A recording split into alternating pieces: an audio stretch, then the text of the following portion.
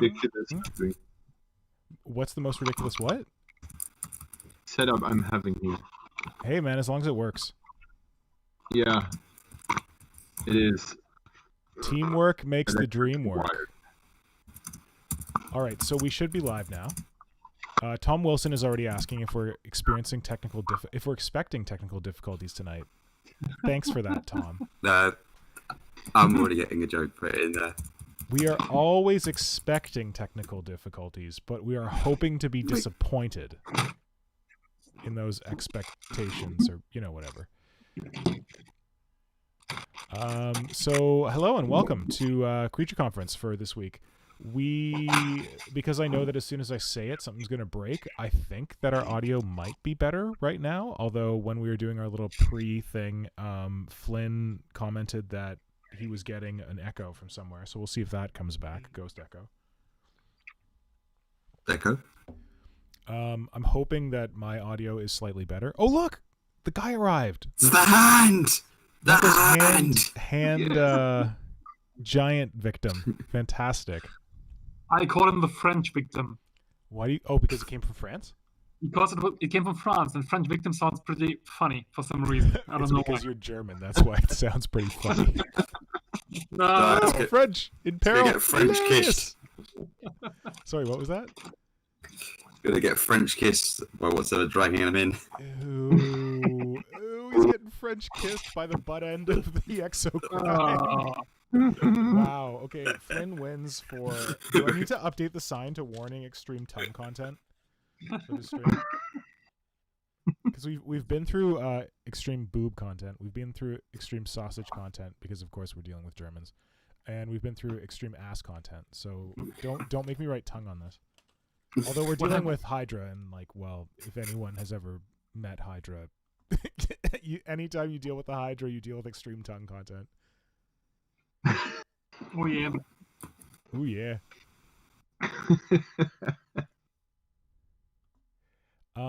Yeah. Okay. How you guys doing? How you feeling? You go first, Marco. Marco, I'm cutting up the French victim right now, so I'm feeling good.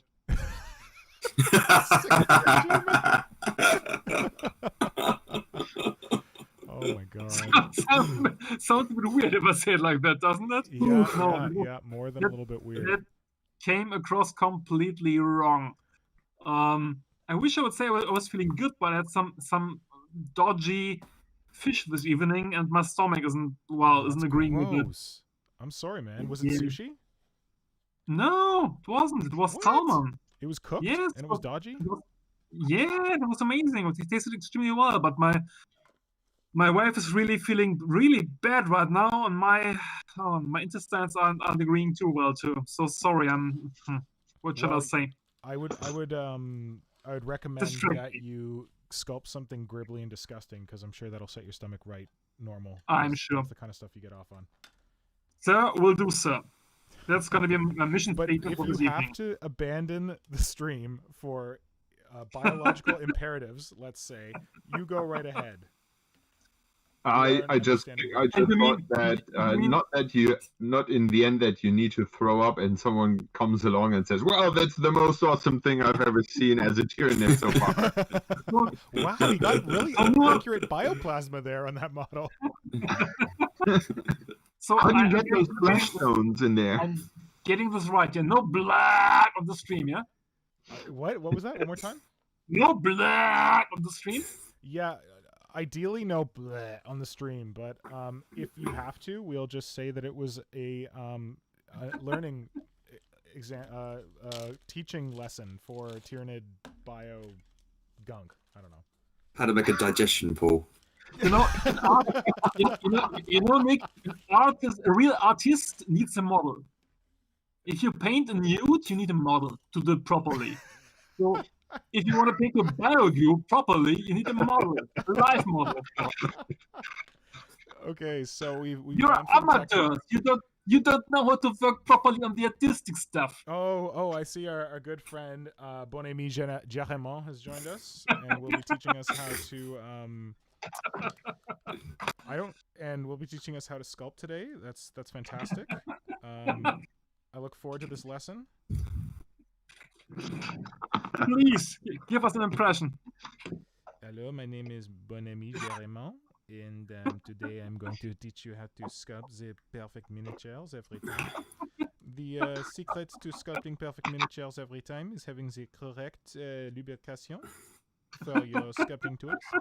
And the Germans will tell you that you are supposed to use the Nivea cream, but the Germans, they are very strange. They use their creams for very strange things we will not talk about. And I will let you know that when I sculpt the miniatures, I only use the white wine as my lubricant for my tools. It is the Chateauneuf de Pape, Popedy Pape, de Pape, 1977. It is the only year that you can use for your lubrication, for your little sculpting tools. And I am telling you that if you use that Nivea crepe, I will have to knife you in a back alley because I don't think your models will be nearly as good as mine. But of course, though you can sculpt with your Chateauneuf de Pape 1977, when I am sculpting my models, I am taking a little sip of the Chateauneuf de Pape. I take a little bit of a... Oh, magnifique. And then what I do is I lubricate my tools with my own divine spittle. So I get a little bit of that Chateauneuf de Pape in my mouth, I swish it around, and then I make sure to spit on my tool. Magnifique. I thought you would vomit on your tools, but no, I'm waiting for Marco to take care of that. Yeah. And for anyone joining us, yes, this is the Creature Conference. We didn't tell you what kind of creatures you're going to be encountering. So what I'm doing right now, it's very exciting. I bought a can of epoxy Fix-It. It's like epoxy sculpt, but I don't know, it's different. From my local sculpting place that Simon knows well. But unfortunately, I did not check it when I bought it, and it has all kinds of like hard bits in it. It's like partially gone off. And of course, I bought it so long ago that I don't want to go back to the store and like be like, "Hey, I bought this thing like 2.5 years or a year ago." I don't know. So I was refilling my little container of Fix-It, and I am going through and I'm pulling out hard bits, which is a joyous thing to do. So it's good to entertain you all with my weird French accents while I'm doing this boring ass work. good. Dick, we've got some audio issues for the guys. They say I'm very loud and you guys are quiet. Shit. You're loud? Hold on, I'm gonna try and fix that. Well, are you able to adjust your audio on your end? Because I can turn you down, but you guys are all on the same audio channel. Can you make your mic like further away from your face, Flynn? Because I don't want to like turn down Simon and Marco. Okay, so Simon, tell us something. Give us your best impression of something, so I can check your audio levels. My best impression of what? I don't know. Pick something. I'm very hesitant to imitate someone because I'll fuck it up. No way me. What about someone who's deceased or possibly fictional, like a certain chicken that I've heard you do an impression of before? You don't have to say which chicken, but you can just give us a chicken impression while we check your audio. I remember. I remember. Let's see if anyone can guess. No.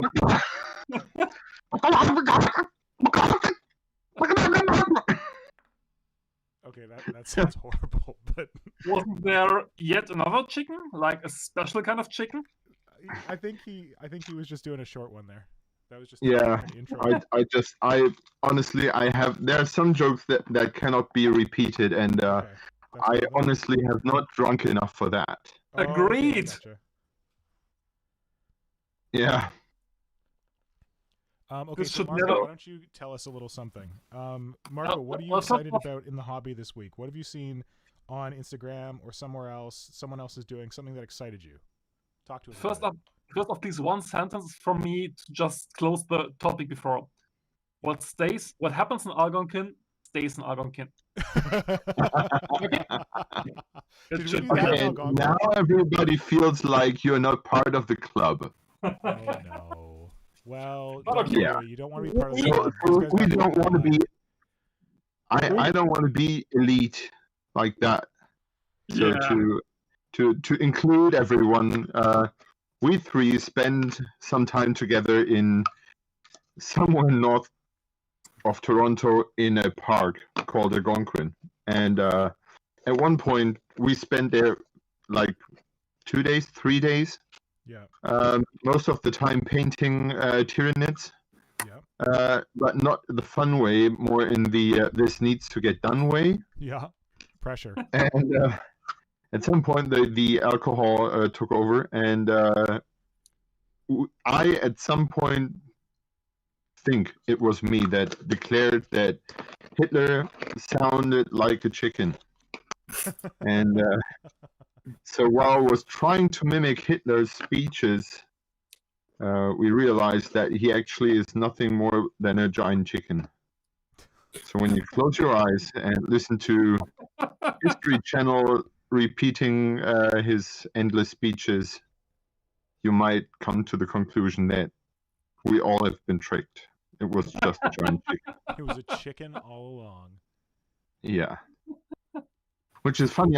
I've read one of my favorite books is called I think translated Nasty or Angry God. Yeah. And it is from a Jewish author. Yeah. And he in one of the stories every story is about God, and in one story God is a giant chicken, and there's this dude who dies and goes to heaven and realizes that his whole life has been a mess because he has eaten so many chickens, and he's afraid now that God is angry with him. And This is the because weirdest it's all story just ever, but giant go chicken. on. Yeah, and then he tries to get back to his family and keep them from eating chicken. Okay. Yeah, I figured I had the book just here with me, but I've misplaced it. And Okay, so well, what is Your the audio lesson looks good, Simon. How do people think, like, how's Simon's audio sounding? And What you how were is saying, Marco? Marco? So what was the lesson, Simon, with chicken? The lesson in the story, or what I took from the story? Both. I forgot what it was in the story because it's so long that I've read this book. For me, it is no matter what you do, you will at least disappoint one god. Oh, I like that. And which is the last god you never would want to disappoint, Cthulhu, or? Yeah, well, it depends if you really count Cthulhu as god per se. I think the last god I want to piss up would probably be some nasty god from a religion I don't really understand or know, because most of the gods that I know or forms of god are rather chill dudes. But if you have like a real nasty war pestilence god, I think that would be really yucky to disappoint. Yeah. So you don't want to piss off Grandpa Nurgle? Yeah, I think he's a fun dude as well. But yeah, I think if you piss off Korn with Singe, that would be more horrible. Gotcha. Actually, I don't know about the current background of Nurgle, but in the ancient times it was that the Nurgle demons all had some crazy happy feeling about being a family, which was kind of weird for the evil chaos gods. Yeah, it used to be like this. It was described as something like yes, I think so. See, I love that because everyone's like crazy oh my Uncle god, Gordon. Warhammer used to be so grimdark. Oh, it's so grimdark. Now it's so like childlike. It's like, no, man, we used to have good times. There used to be a whole happy Nurgle family. For some reason, yeah. I thought we lost you there, Flynn. I didn't hear from you for a while. Yeah, because you guys were talking, I was just letting you guys go because it's story time. Story time. Let the old folks talk. It's Sounds story like we're time old. again. Tell us that one about Algonquin Park again. We haven't heard it 1,000 times. Back in my day, Tyranids used to have 6 limbs, and they were all painted crazy colors. They were all kind of red in general, but there was some blue ones and some purple ones, and maybe even 1 or 2 green ones. Or Marco, what the hell is that? Thermal detonator? Yes, it's from a Mandalorian. Just arrived today from the USA. How much did you pay on duty? How much did you pay in duty on it? This time, nothing. I was lucky. I was really lucky. It just slipped through. Lucky man. Oh, yeah. Talking about customs. Look what I got. Oh. Okay, wait. I'm gonna go check for my beer. You guys, chill out. Oh, you guys keep it going. Beer. Okay. Hello? Yes, mine finally arrived as well.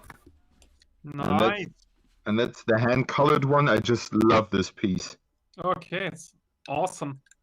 Yeah. And if you look closer at the camera doesn't really pick that up, but all the different shades and colors, and that is really amazing work. I'm still marveling at that. Wow, Yeah. nice. And I just would have loved to got the painted patriarch, but that thing is so massive, and it is it is okay that, or, no, not okay. It's well earned that it's not cheap, but yeah, it was out of my reach. But maybe one day. Did you get hit by customs again? Well, Nick asked what this week impressed me most about the hobby, right? Oh yes. Good question. I think I got a short story on this, which is kind of interesting and actually on topic. Wow, we can do this too. When Nick is gone, you mean? But that's not us. We don't do topic. Surprise! Well, thing is, for some reason I read up on some 40k tactic articles on Reddit and on a couple of boards and on wherever you go, and stumbled upon, I think it was Goonhammer, the site, where they do some evaluations of which army is currently how competitive tournament-wise. And the fun thing I stumbled across was that Tyranids have become better now, because, look and behold, the Tyranid army to be strong these days, games-wise, features 2 Demarcaerons at the same time. So these models, ugly as they are, for some reason now have become really, really popular with gamers. So everybody is struggling to get some Demarcaerons again into the army, which is such a funny thought. Yeah. Funny is another way to describe it. So I've actually heard about that. Now. You're woke. You're on top of things. Yeah. It's like my beard. I've been carrying a beard for so long, and suddenly I'm on top of the fashion. And if I wait a bit, it's out of fashion again, so who cares? So I've actually heard about that and seen people going like, it's not available anymore online from Forge World from certain places, but in Europe it still is. So there might be a new model on the way, but there is no new model on the way. Never. No. Never. No. Is that a no way, or Marco, or is that a please God no? It's both, but actually it's no way. It's just one of those weird accidents with tournament playing competitive play, where just sometimes the gods of randomness do things like this, and an ancient ugly model like this rises to the top again, and everyone buys it, which is kind of funny. How old is that model, by the way? I don't know. Because I have, when you say it's out of print, I've never bothered to check when it was done actually, but I don't know, it's still being made, but it's just like it's not available on the Forge Rod website in some territories. Some people are saying, but in Europe it's still available to get. Like you can buy like 20 of them, I bet, and you'd be able to get them all. Okay. I guess it's about 10 years old. I'd say, but it's just a guess. I don't know. What are you guessing? How We're just old did... talking about the new double Demarcaron tournament Tyranid left, which has made them competitive again. Yay! So weird. Oh, you want your NIDs to be competitive. Well, if you use this really ugly model, you're going to kick everyone's ass.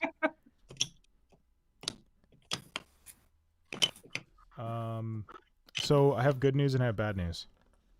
Good news is you have beer. No, the bad news is no beer. What? The good news is the driver survived. What? Oh. Apparently the driver was maybe tasting some of my beer on the way over. I just got a call from them. They're like, "Yeah, so our driver got in a car accident. I'm like, is he okay? Yeah, he's fine, but we can't deliver your beer today. Can we deliver it on Monday?" I'm like, "Okay, I guess so." So you. Oh, what a shitty weekend. Oh, no, I have way too much beer. It's fine. This is just like the restock. Yeah, but they cannot know that. What? I paid for it. They're gonna bring it to me. But I just gotta. No, I mean they cannot tell that you have enough beer.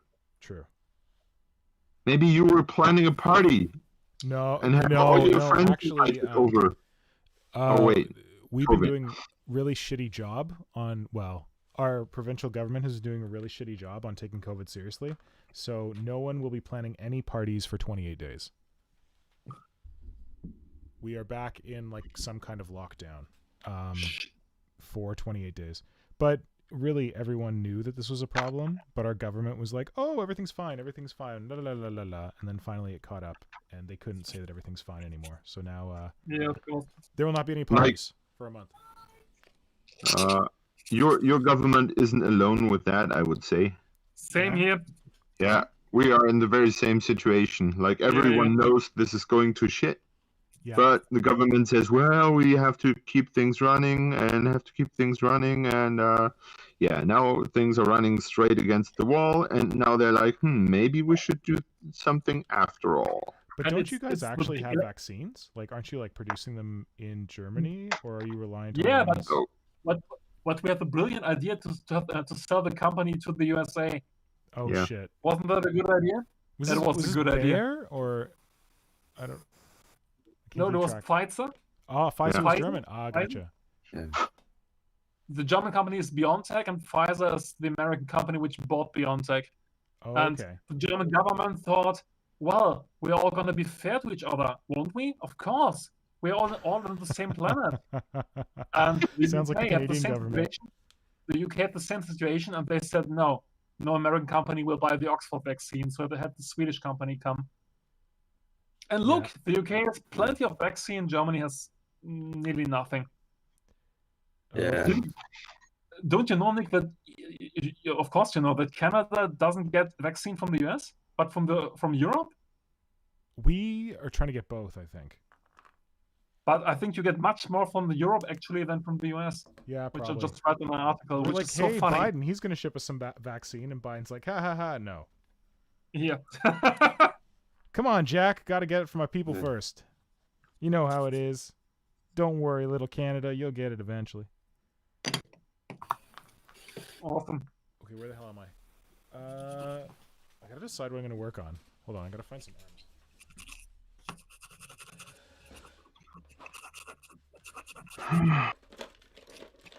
Webbings. There's nothing like stretched skin to start the day. So how on earth can anyone tell me how to use a tentacle roller? I just tried and it didn't work at all. Okay, so you know how it's got the valleys in it? What? First off, well, you have to let your green stuff sit a while. Because if you use it straight and fresh, it's going to stick like hell. Yep. Let me just... So I wouldn't use cream on that. I would probably use water Okay. and just wetten the whole thing a bit. And then you take your sausage, Okay. place it on the thing. Yeah. What you could do is, depending on how hard your green stuff is already, you could roll it just with your finger. Okay. And then it gets already some very slight texture. But if you want to have deep texture, Yeah. you have to look that the sausage is on a 90-degree angle to the lines. Yeah, of course. Then you place the lid thing. Yeah. I think it's supposed to go like there's this angle thing towards your hand. Okay. Place it gently on top. Yeah. And do not push. Just roll along the risen edge on the side. Okay. Okay. And then you get the lines. Thank you. That sounds like a plan. I will try it. Because right now what I did was I just used a roll of epoxy sculpt, put it in, and just squash down, and you can imagine how it looked. Yeah. It's super soft, I would also use I would also mix green stuff with epoxy sculpt. Okay. Because the green stuff, the epoxy is more clay, and the green stuff is more rubbery, and that rubbery thing helps with getting those rills in there without smearing everything everywhere. Okay, like 50-50? Yeah. I will try. Thank you. Let it set for a while. So yes, I will do it right now. This is going to be my project for this evening. Thanks. Okay. Mix the whole thing, then do something else, and then go back to it. I will sing a song. Good. No. But if you want your tentacles to be like super flexible, you can go pure green stuff as well, because then it'll be like maximum rubbery and less likely to, more likely to bend. Well, I need them to bend around the victim's waist. Mm-hmm. So what do you recommend?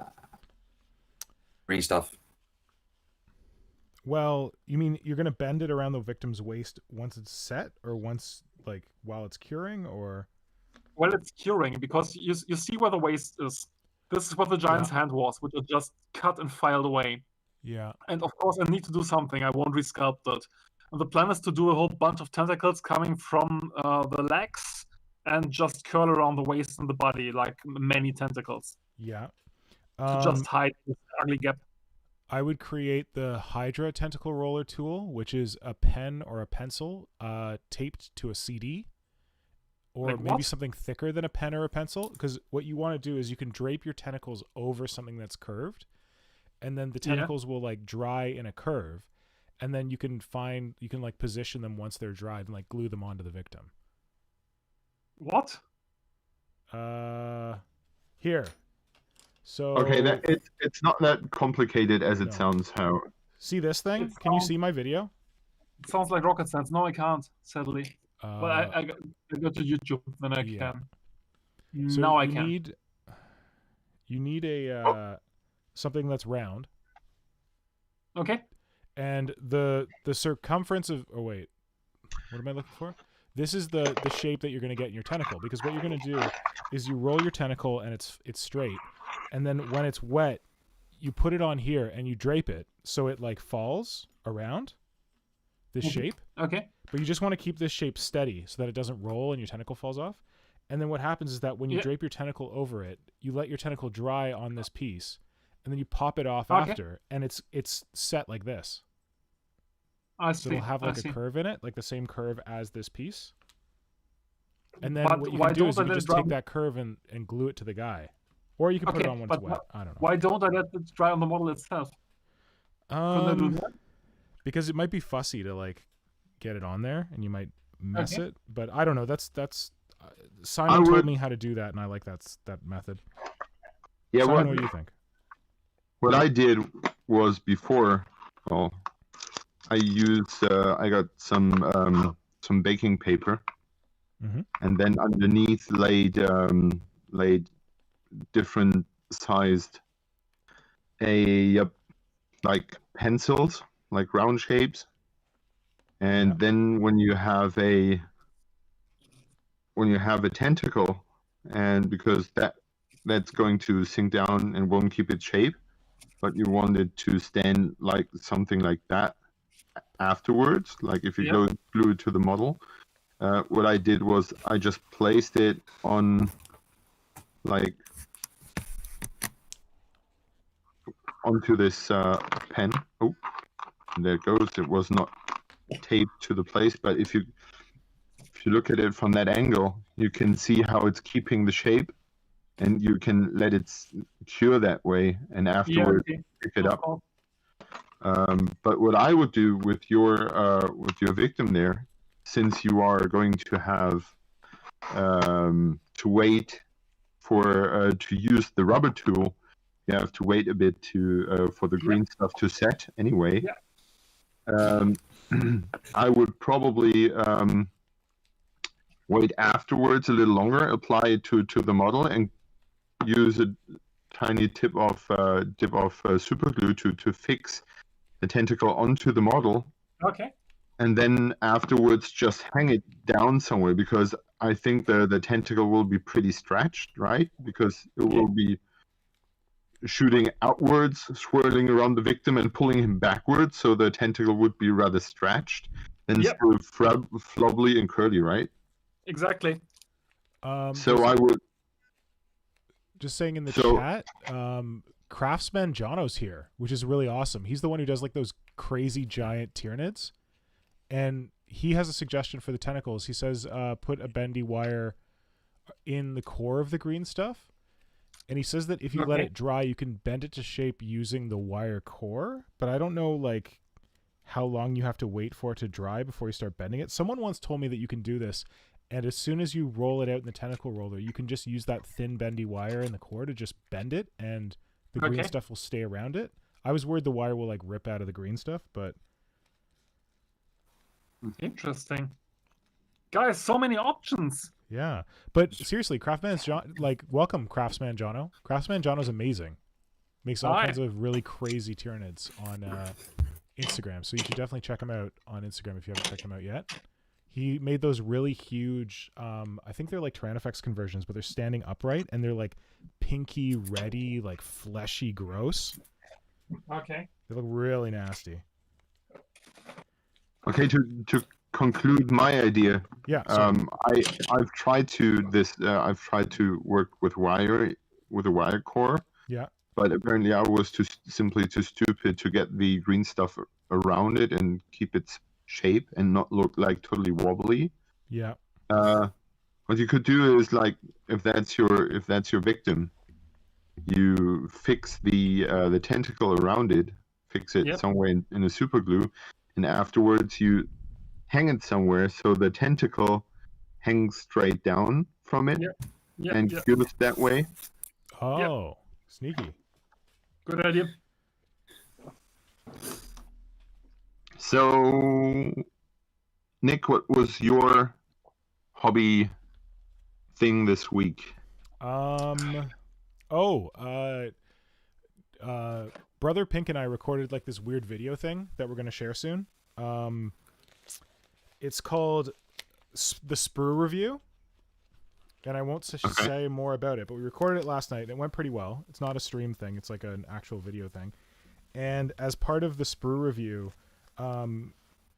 Brother Pink linked me to this someone who's converting Space Marines, oddly enough. But this guy has done some really shit hot Space Marines. I think I shared him in my stories last night, so he's still up now. He's called Space.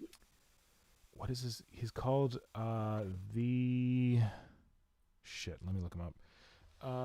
It wasn't an actual Space Marine. He was converting Space Marine scouts, and he was using Goliath. You know Goliaths from Necromunda? He was using Goliaths from Necromunda to make the legs, and it looks so good. So the guy's name is the Trappist Funk, And hold on, I'm gonna like budget show you because I don't want to have to switch the screens and everything. So this is his. If you look at my video feed, this is his Space Marine Scout that he created, and he uses a like Space Marine upper torso, but I think the arms and the legs are Goliath, slightly converted. I am. But it's a really beefy Scout. Like, Yep. he looks really awesome. So not a Tyranid thing, but like I was really blown away by that this week. Oh, How have I not Zanik is in a liked this? mood Whoops. with a Space Marine. What? Mm-hmm. What? Kids. Très bien. Well, you saw my post last week that I was giving up on Xenos and I was going straight to Space Marines, all Space Marines all the time. We all thought it was an April Fool's joke, but No, it was apparently real. It wasn't. Silly boys. For reals. I really love them with all my heart. No, my reality is that I've fallen heavily into the Coven hole in the last week. Driven by the new Dark Eldar Codex coming out and listening to a Codex review.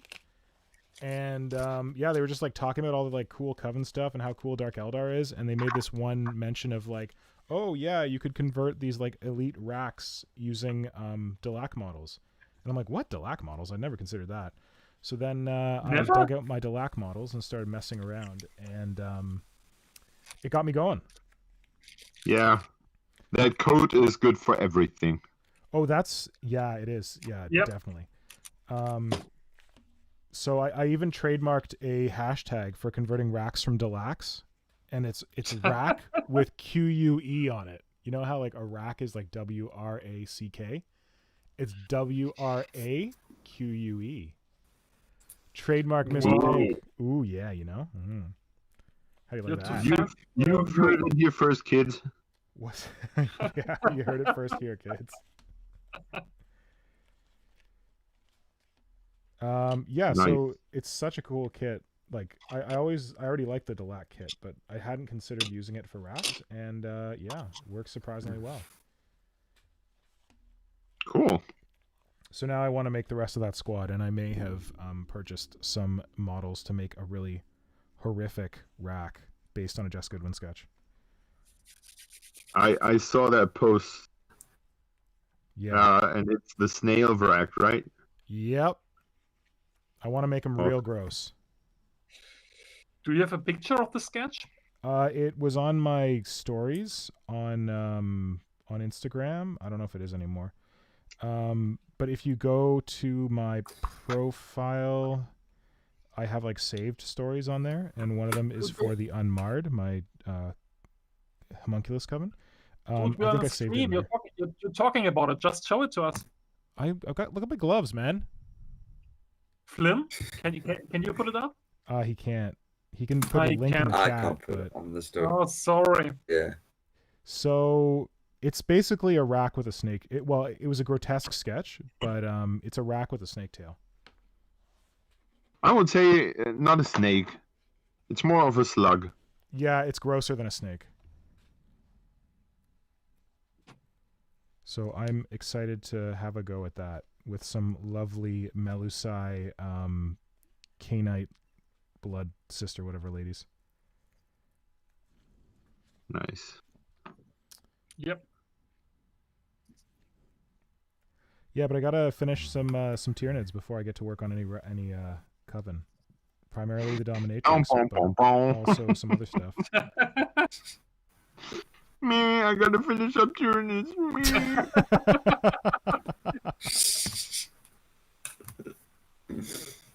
Look who's crying now. Yeah, that's me. But I feel your pain, Nick, You do? because of course, I'm stuck here with Karen? Dim Karen's neck, and that's not a lovely sight to start with. Oh, she's a beauty. Yeah, Queen. work. But what I was introduced just Oh, yeah, what did you see recently. this week? I saw the Slug Wizard. The Slug They- Wizard. Yes, I saw some of those appearing around those AOS 28 hashtags. Yeah.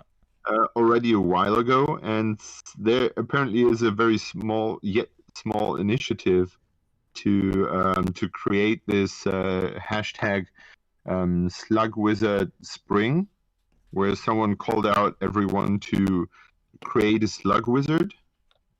Okay. So a fantasy model apparently. Yeah. And the idea was apparently it's from a game or something. I didn't really understand that, but what they want to do is well, of course, to create funny slug wizards. Yeah.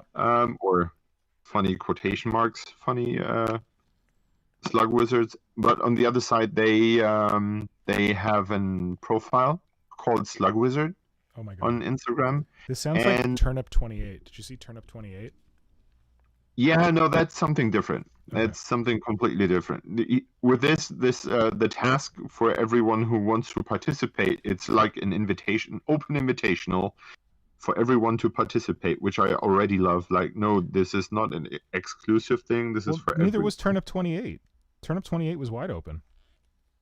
Yeah, but now it was wide open in the beginning, and now it's a Patreon. It is? No. Are you serious? Yeah. You sure? Turnip 28 is a Yeah. Patreon? Yeah. Oh shit, I didn't For know that. those of us that don't know anything about Turnip 28, what is it? It's just like there was this guy. I think his name is like Herodinus or something. He's like a concept artist. And Hieronymus Mox. thank you. Yes, and he drew a sketch of like basically a Napoleonic soldier guy with like a rifle, but instead of a head, he had like this weird like pointy turnip kind of nose. And Okay. people really liked it, and then it became like the kind of Ink 28 or AOS 28 thing where like people were converting models to look like this turnip dude, and then it became called Turnip 28. So if you look up the hashtag Turnip 28, you can see it. I didn't know it became a Patreon.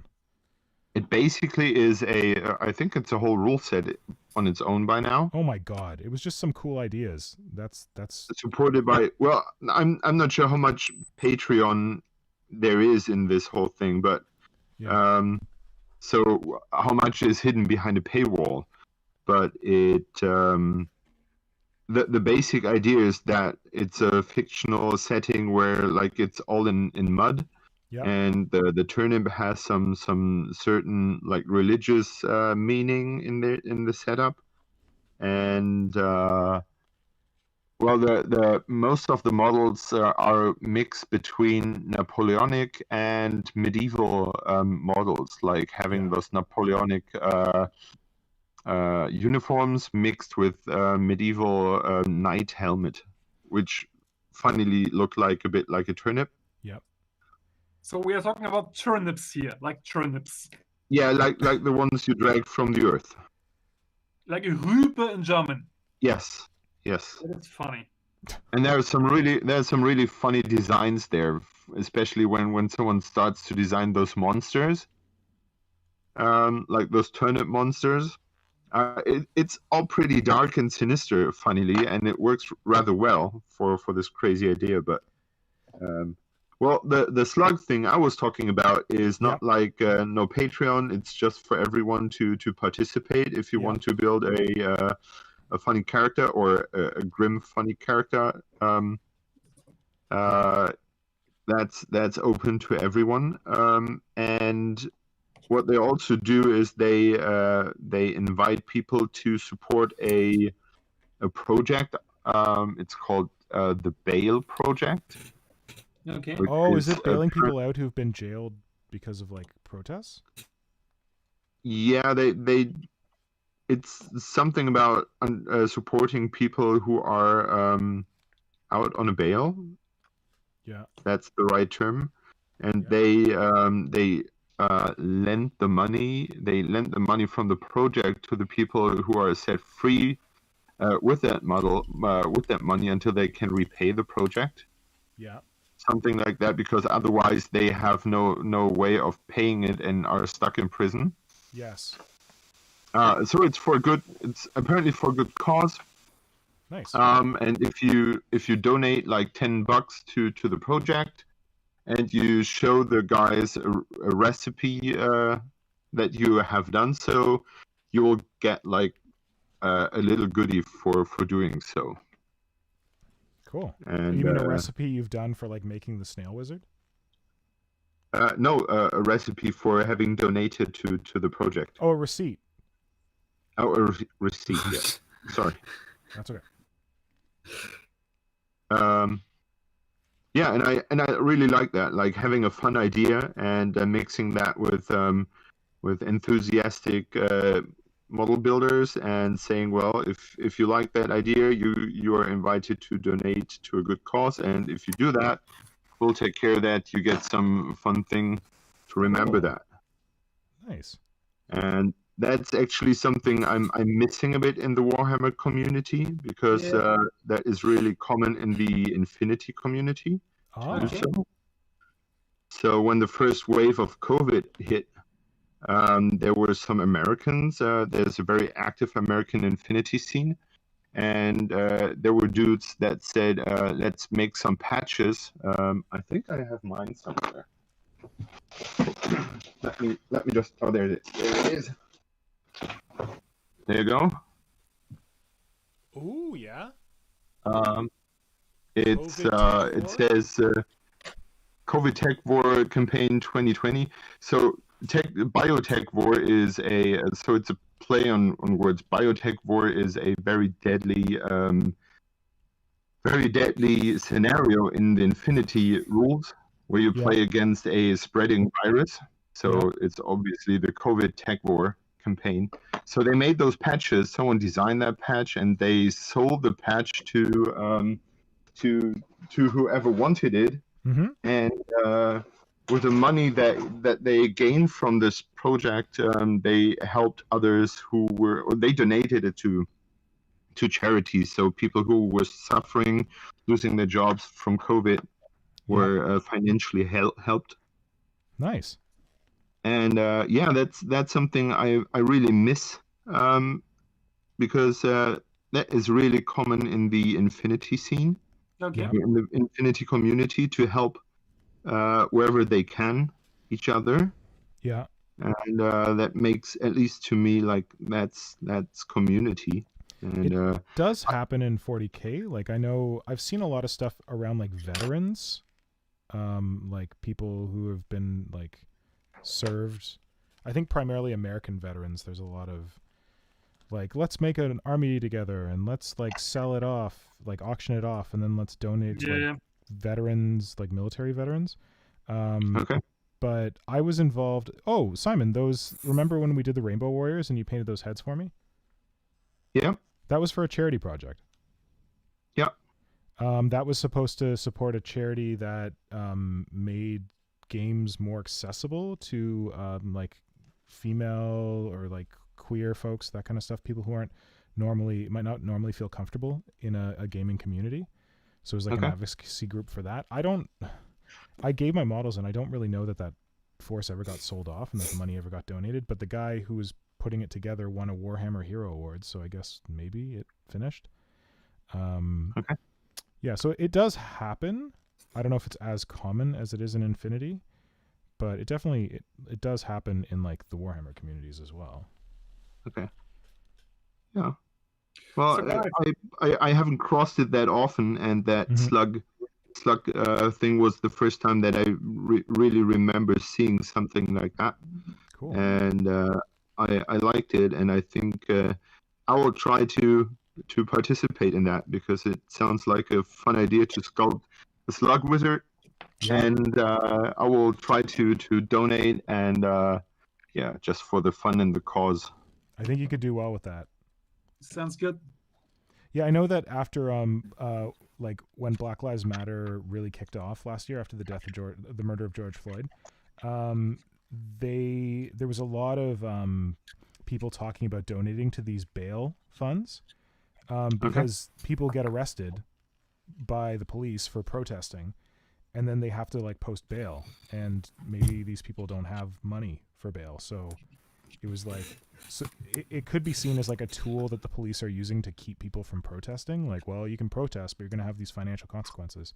So that was kind of my understanding of the the impetus behind the projects, which I think is really good. I quickly just saw it today and quickly read this project's descriptions, but yeah, sounds like something like it's fitting. Yeah. So guys, I tried my first tentacles with a tentacle roller. Ooh, how'd it go? I'm pretty happy. Now we just need to see it clear. Focusing. I can see some grossness on the guy. Try to move it back and forward, Marco, like towards your table and then back towards the camera. Oh, interesting. I don't know. It's not taking it. No. Oh, shit. Oh, there. It just happened. Just focused. It was easier than I thought, actually, but I just learned I just can do 2 tentacles max in one sitting and then have to wait for them to dry to do the next ones. Quick suggestion, if you have a lamp, a warm lamp. Careful though, that's a plastic model. Yeah, it's true. Just don't place it straight under it, but the plastic can handle some heat. Also, have you ever tried to make some stringy substance? Like, I think if I only do tentacles, it's gonna be a bit weird. But I think I might add some strings. Yeah, so no, just some strings soaked in PVA to get some like saliva. People have done it with Yoo-hoo. Do you know Yoo-hoo glue? Like of course. That is easy, but I think the strings might give some nice texture. Oh, like physical strings, like actual thread. Yes. Like cotton strings taken apart and then soaked in PVA. Yeah, that sounds could work. Yeah. I feel like Hydra must have done something like that at some point. That's what I would have suggested. What you could do is, instead of using PVA, soak it in super glue. Okay. And then it hardens quicker, and you can continue working with it quicker. Funny, because I like doing this in PVA because I can work longer with it because it just hardens so quickly. I will try. You see, one of you is in a rush, and one of you has got all the time in the world. I'm older. Yeah.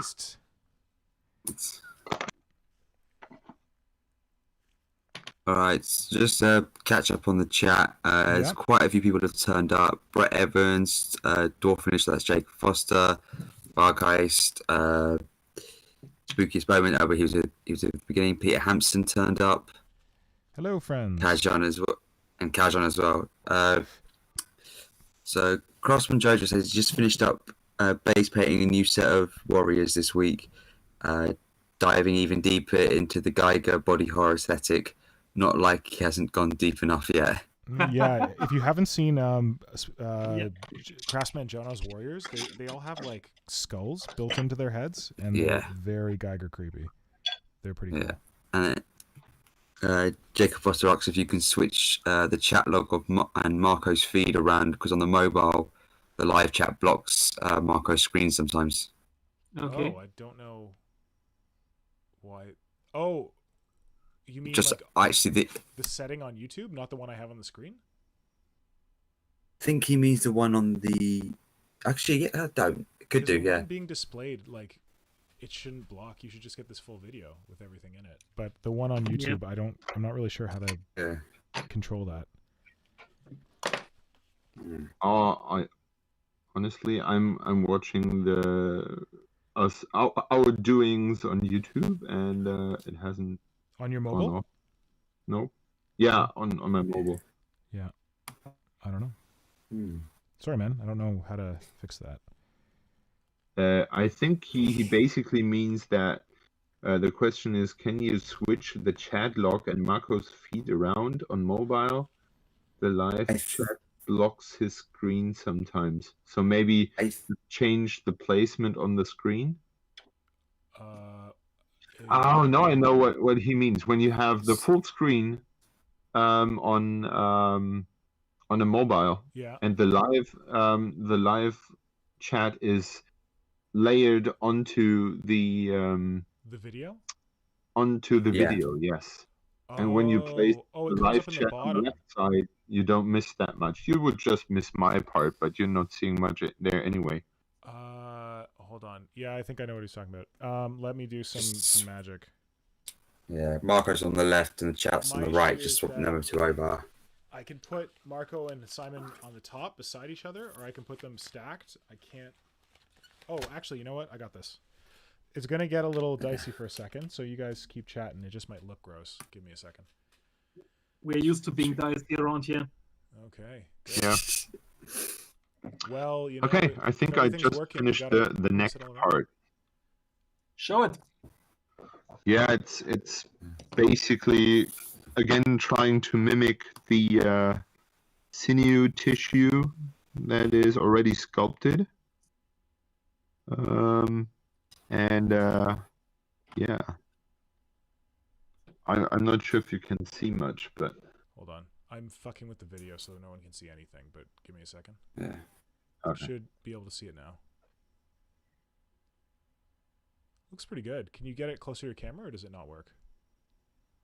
Yeah, I'll try to. Yeah, that looks pretty good.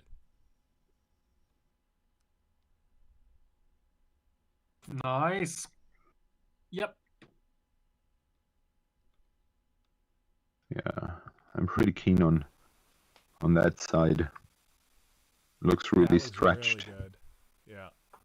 Yep. Good. To be honest, I'm just Watch toying Marco around with scrolling on the Instagram areas right and now. Marco, your phone's on your camera. Man. I have to admit that I'm just trolling around with the areas that I have sort of no issue with. Just having this collarbone and this inside thing is like the easy thing because I don't have to do anything important. Yeah. Kajan's heading to bed. Night, Kajan. Oh, Yeah. Good night.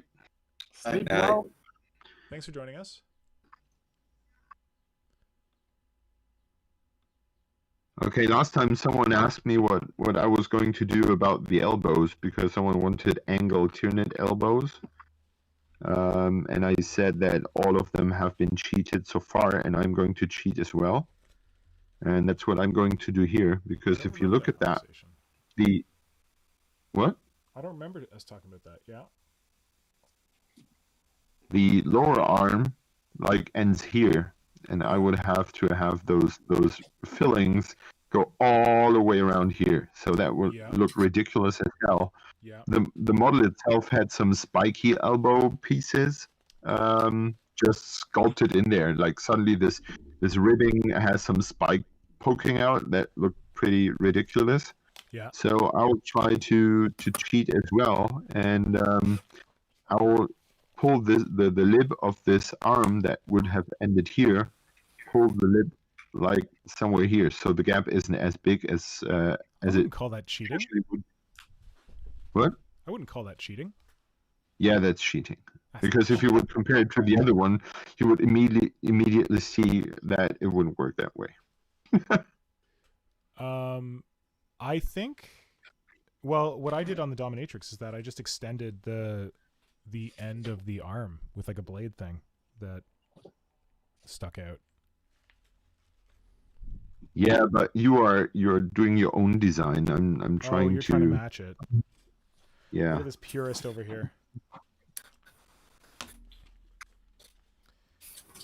So I am trying to figure out a big beefy. So these guys getting crushing claws on his front set of limbs. So I thought about putting like armor plates over them, but I haven't really decided if I'm going to do that or how I'm going to do that. So I'm just sculpting more stuff that might just get covered with armor plates because that's what I like doing with my time. No, that's just if you're too lazy to plan ahead, you will have to work twice. Exactly. So I'm planning ahead by giving some detail on the forearms, so that if like they're poking through, or if the armor plates don't cover all of them, or something like that, then there's detail to be seen. Okay. Also, I've found that I really I don't know why there's like this zenful moment in sculpting giant ass Tyranid forearms that I just really enjoy. But I have to admit that I fear a bit that Marco is so eagerly working on his thing, and that he might overtake us speed-wise. That he will be finished with his before we are.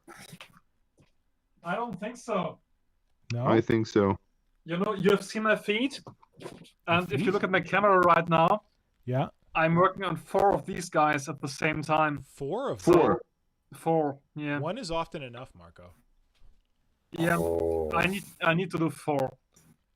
So that's where my heart actually is right now. So as much fun as I'm having with planning the exocrine, the nights are really sucking up my hobby time these days. Oh, okay. No, the Knights, the giants of the 40k. Still love them. But they're not that funny. Well, it's actually the first 40k model that I ever had that I can where I can play around with the pose because it's magnetized and some parts are still moving, which is kind of funny. Oh, that's cool. Yeah. It's an action figure. It is, in a way it is. A really detailed action figure. Yep.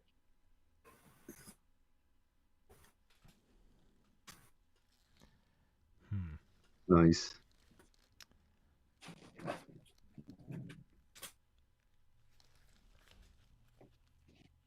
Well, talking about action figures. Yeah, you're the king of action figures. What? I said you're the king of action figures. I'm far from that, but I assumed that I could plug in a funny thing that happened to me the other day. Yeah. I have some of our followers might have caught up that I really like He-Man and Masters of the Universe. Yep. And I have there's a new toy line available right now, and it's called Masters of the Universe Origins, where they have like pretty the models have, or the figures have, lots of articulation points, so you can really play around with them. And I bought them, and in my head I justified buying this the first and already the second wave of those action figures by telling me that I was going to give it to my son for him to play with. And most of my brain knew that I was simply lying to myself, because this I is like knew when that Homer I buys was... Marge the bowling ball. Yes, that's what I thought. But now here I am, and my boy is actually playing with those things. That's right. And it is, he plays, but since he doesn't know anything, like he hasn't seen any TV yet, he hasn't seen any. You know nothing, Jon Snow. You're Playing with them wrong. You're playing with them wrong. Yeah, he's playing with them so freely, and I really enjoy that, because he has no idea that Skeletor is the bad guy, and Oh, nice. so he has Skeletor, and he has He-Man, and he has Man-at-Arms, and he has many faces, and they all live all together happy in that castle. Oh, the cardboard castle you made that you showed on your Instagram story? Yeah, and that cardboard castle is like the thing. Like, it's so awesome. He enjoys playing with that so much, and he all the time comes up with new additions. Like, so did he today, put the toilet on? Yeah, he came yesterday, or no, 2 days ago. He was like, "Yeah, the castle needs a toilet," because he has this book about knights and castles. Yeah. And in that book, of course, the toilet castle, the castle toilet is shown, and he came up to me and said, "Well, we need to make a toilet," and so we built that toilet. Yeah. But the next thing was he came up and said, "We need to have a place where the horses sleep, and the battle cats sleep." So we had to put that on. And today, so I built used some boxes and built him was it a stable? Stable, yeah. Yeah, so we built a stable, and today he came up to me and said, they all need to sleep somewhere, and they're all sleeping on the ground. That's not good. So they need a sleeping room. So they need bedroom, and so we built today a bedroom, and this thing is getting huge. It's massive. It's almost as large as a table, but it's so much fun and it's so quick. Like taking out the glue gun and taking out all those boxes from the different order things, order services, and just build freely and without a design in the head, and just after the demand of a 3-year-old building that castle. And that's so liberating, because you don't have to care about if it's looking cool. It's just he wants to have this bedroom, and he gets the bedroom, and he's happy, and that's just awesome. Is. It sounds like. Say again? It just is. Like, there's no judgment, there's no nothing. It just is. Yeah. But I would insist on the toilet being integrated into a rain pipe. Into rain pipe? Yes, Calendressa. Yes. He's a man who shits in a rain pipe. Of course. The very first time I ever went to Germany and hung out with Marco and met Simon, we stayed with friends of Marco's in Cologne. And one of his friends tried to tell me that when we went to downtown Cologne, where we were going to go to Games Day Germany, that I needed to watch out for the Calendressa. And I'm like, what is a Calendressa? And she said, he is a man who shits in a rain pipe. And I was like, what the fuck are you talking about? Oh, yeah, the Calendressa. A man who shits in a rain pipe. Like, it was the most natural thing in the world. I'm like, what the hell is she talking about? And then we went to downtown Cologne, and there's like this gargoyle thing, like not big or fancy or anything, but it's up on like this like random shop, and it's like a gargoyle kind of dude, but it's a man, and there's a drainage pipe, like an eaves trough kind of thing below him, and he's got his pants dropped, and he's taking a shit in the eaves trough. Just a sculpture, but you know, it was the weirdest thing. He's a man who shits in a rain pipe. That's how she talks. Like some kind of like angelic child. Like this woman was like, I don't know, 27, 30 something. She was just like blinking at me, and like she didn't speak like as good English as Marco did. So I was like, does she know what she's saying? He's a man who shits in a rain pipe. What does Calendressa translate as? Where's Symbio Joe when we need him? Oh my god, Symbio Joe's not here. I hope he's okay. Yeah, he's not turned up yet. Well, there are people who might have better things to do on Friday night to listen to us. What? Navarro's here, though. That's pretty cool. Pedro! Here? Hey, Navarro. Welcome. Yeah. Yay! Mr. Bugland. Oh, yeah. Yes. So funny. Everything's coming back. That's right. Soon it'll be another Tyranid release, and then it'll just be everything all over again.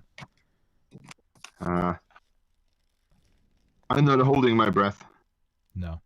You mean us being like 10 years younger? I don't think so. Yes.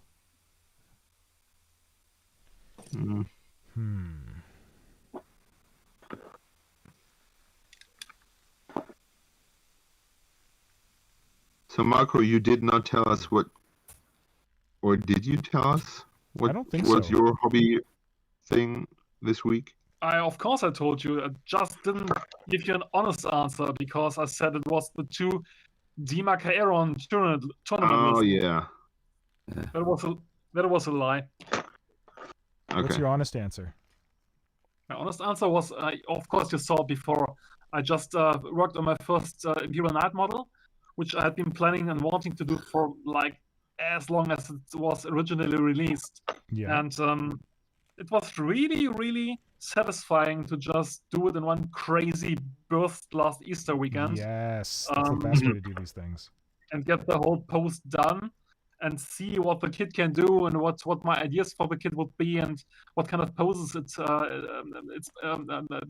are possible with a kit. And I was pretty impressed, but also pretty winded after it because it's not a nice job to just cut all those pistons on the legs and repose it and sculpt some parts and Yeah, but I was very satisfied to see it done and see it looking as good as it does now. So it was tiring, but it was worth it? That's what I was trying to say in some jargon and certainly more words. Yep.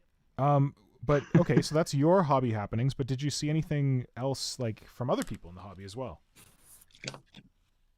Like, did you see any cool posts or something? Yeah, I'm really starting to get into the Instagram thing these days. Good. As soon as you post like your first real story, I'm gonna be like, he's got it. He's set. That's gonna be some time. Baby, he's that's got good it. that you're getting into it. Yeah.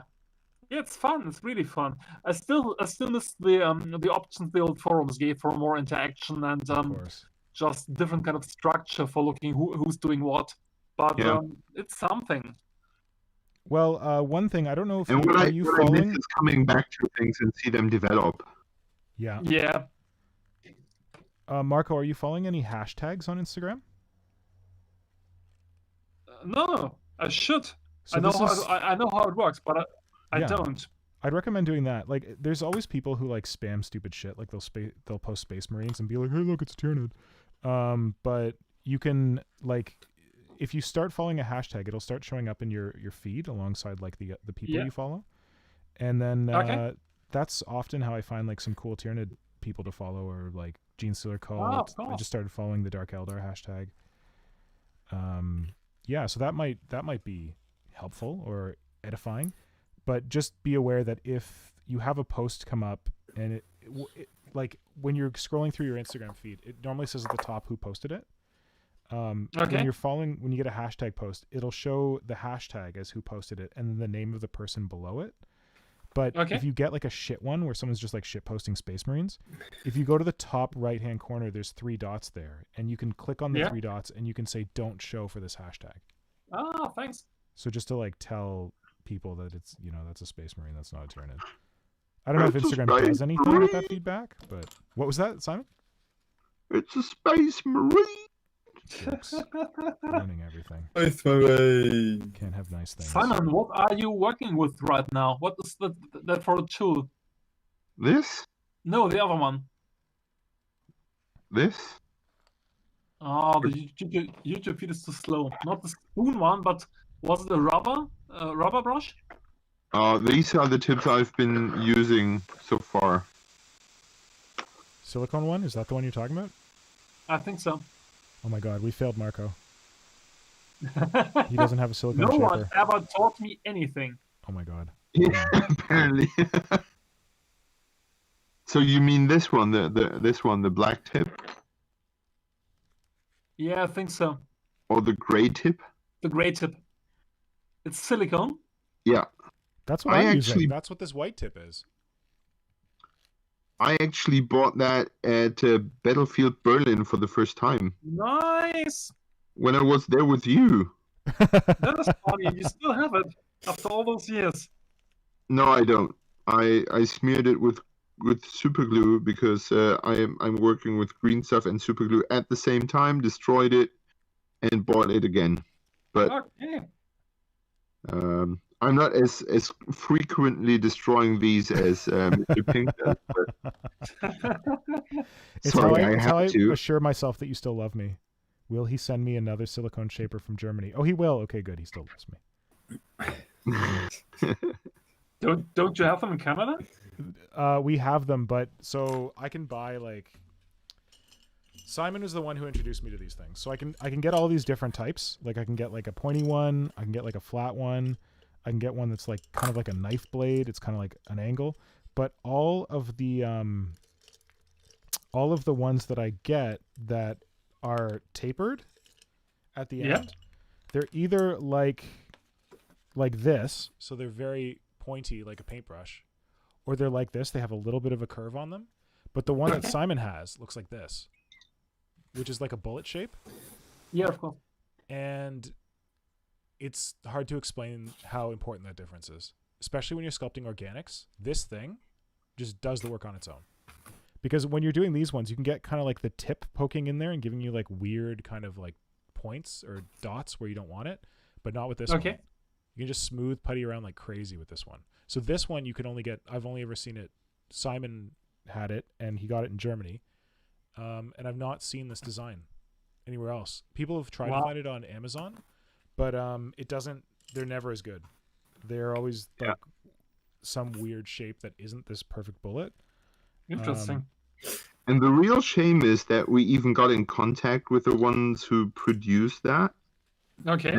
That used to be. I got one from Lucas. But that won't help you much because they we got in contact with Lucas like what was it, last December? Yeah. And they told us, oh yeah, that thing, we stopped producing it. Yeah. And you can get it from you can still get it from resellers, but yeah, apparently it's going to run out. So the only thing we have found that is as good as this thing is from Bösner. That's German art supplier. Yep. They sell all kind of different art supplies, but they have their own brand as well. And they are having that specially produced for them. And they have the same tip. Okay. But yeah, that's a bit weird. That apparently no one else is doing that very shape, though it's so important. Yeah, especially it's so weird because you can literally buy these other shapes from everyone. When you look at what they are used for, that makes sort of sense. Yeah. Because they are basically used for painting. You're apparently supposed to push around paint with those tips on a canvas, like oil paints or whatever. Yeah, and therefore the thin tip make more sense, I would guess. But that's nothing I can say for sure. Yeah. But yeah, I can't explain it. But if you can get this one from Bösner, they're really good for sculpting, especially organics. Yeah, I think they're delivering in Europe, at least. One day we'll talk to them and see if we can get them to deliver them to me, and then I'll send them all over the world. One day. Yeah. Spread the love. Damn right.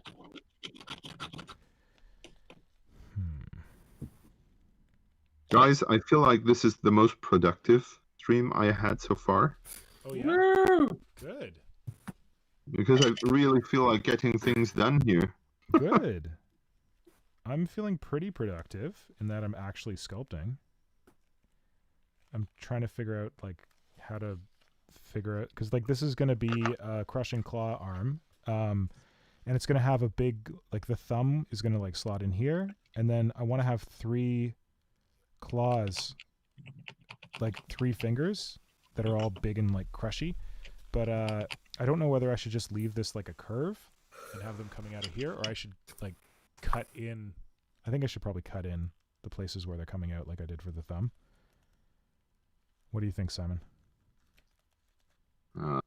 I have to admit that the YouTube is too slow to see what you're pointing at. Because I'm still seeing you point at, those dents. Yeah, so we're gonna have. I'll just wait. There's gonna be a thumb going in this spot, which is kind of like I've cut in a gap there for it. This is the thing's right hand. And then the 3 fingers are gonna. There's this part on like the top of the arm. The 3 fingers are gonna go here, but I'm wondering if I should cut 3 dents into the back of the hand to like accommodate them. Do you want to, because the standard unit design on that is usually that it is that the hand is sort of separated from the I don't know, tube-like structure that is the lower arm. So you want to interlock those 2 parts? I kind of do, because I want it to look more armored. and kind of like how I did on the feet of the dominatrix, where I cut where the toes are coming out. I kind of like that because it looks a little more armored to me, because like then the wrist is not exposed. Because if the wrist is exposed, we'll just shoot it in the wrist and you'll blow its arm off, right? Yeah. But it's also like a tank. Well, I think I just talked myself into cutting those gaps for them. See? Solution found. Yeah. That's a typical teacher. Just ask stupid questions until the student finds its own way. Like, yeah, So, I'm done talking to you. I just screw you. I'm just doing this now. You're a pro, obviously.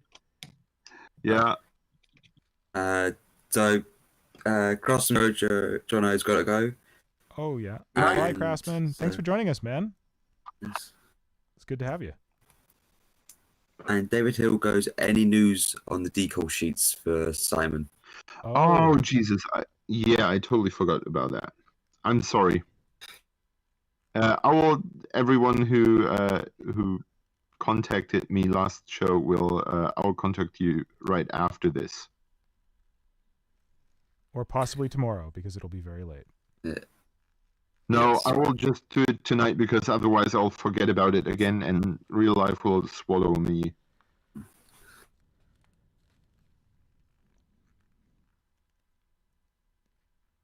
For anyone who Peter missed it, Hansen. Simon gave away some old school, were they 2nd edition decals on the last stream? Yeah. We don't always have free stuff, but when we do, it's from 2nd edition.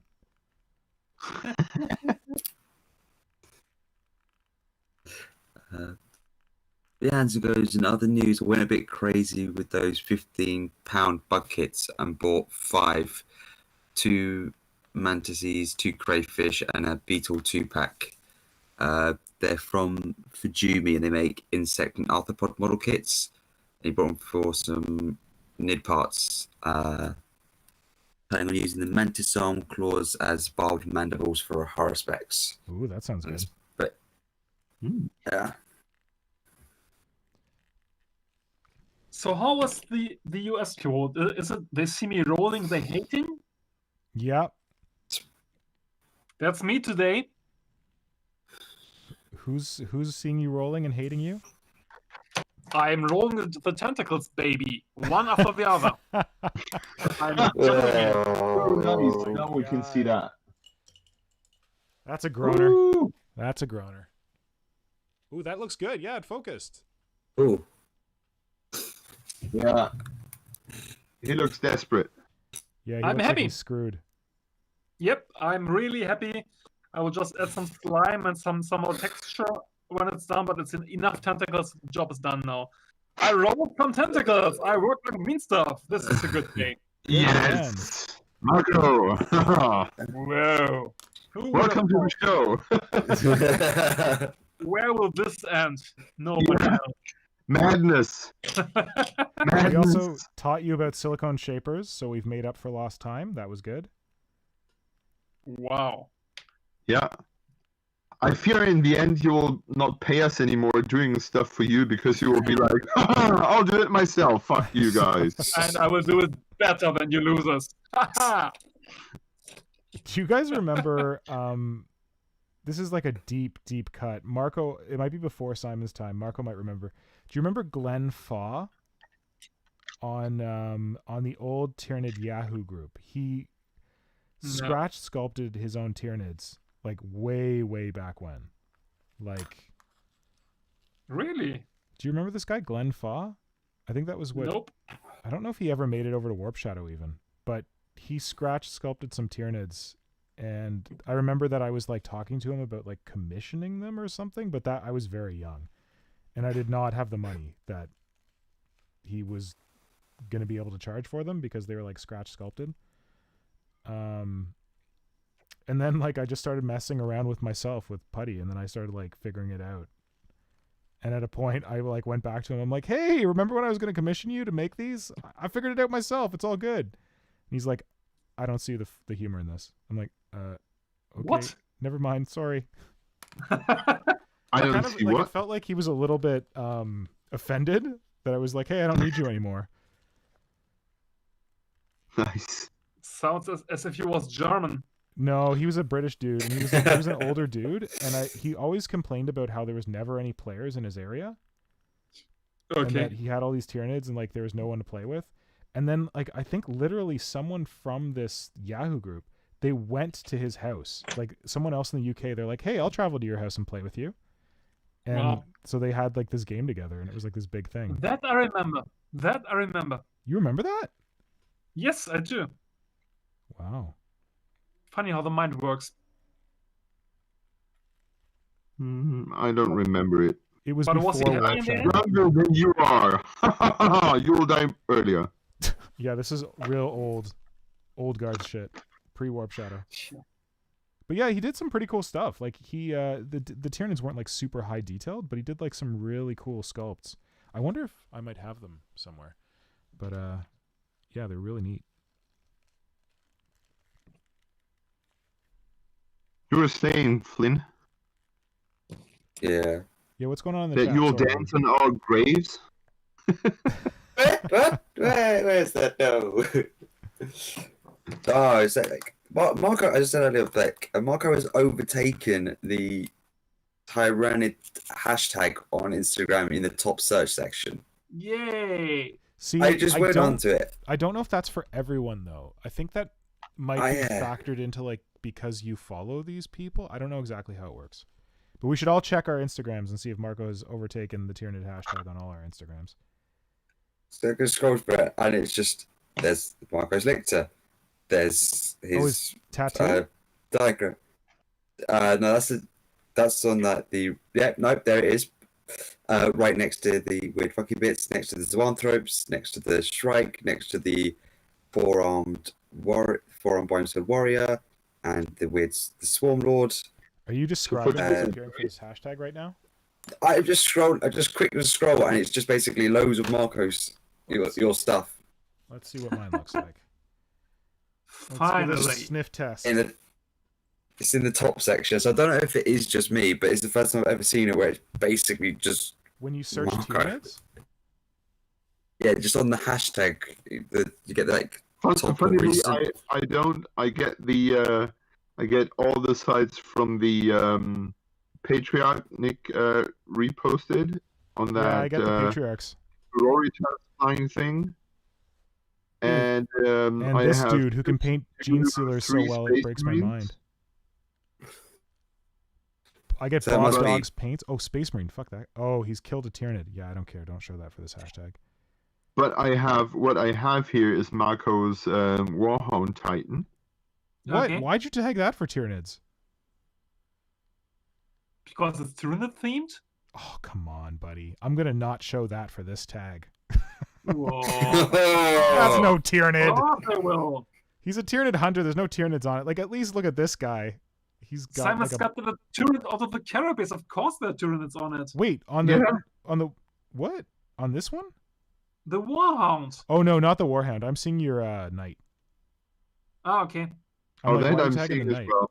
Yeah, the Warhound's here. But I too. have to admit there are quite a few things from Marco there. There are, yes. I do see the Warhound. I see the Knight Titan. I see Marco's Lictor tattoo. I see the Ed Forte Tyranid. Yeah, you got a lot of stuff here, man.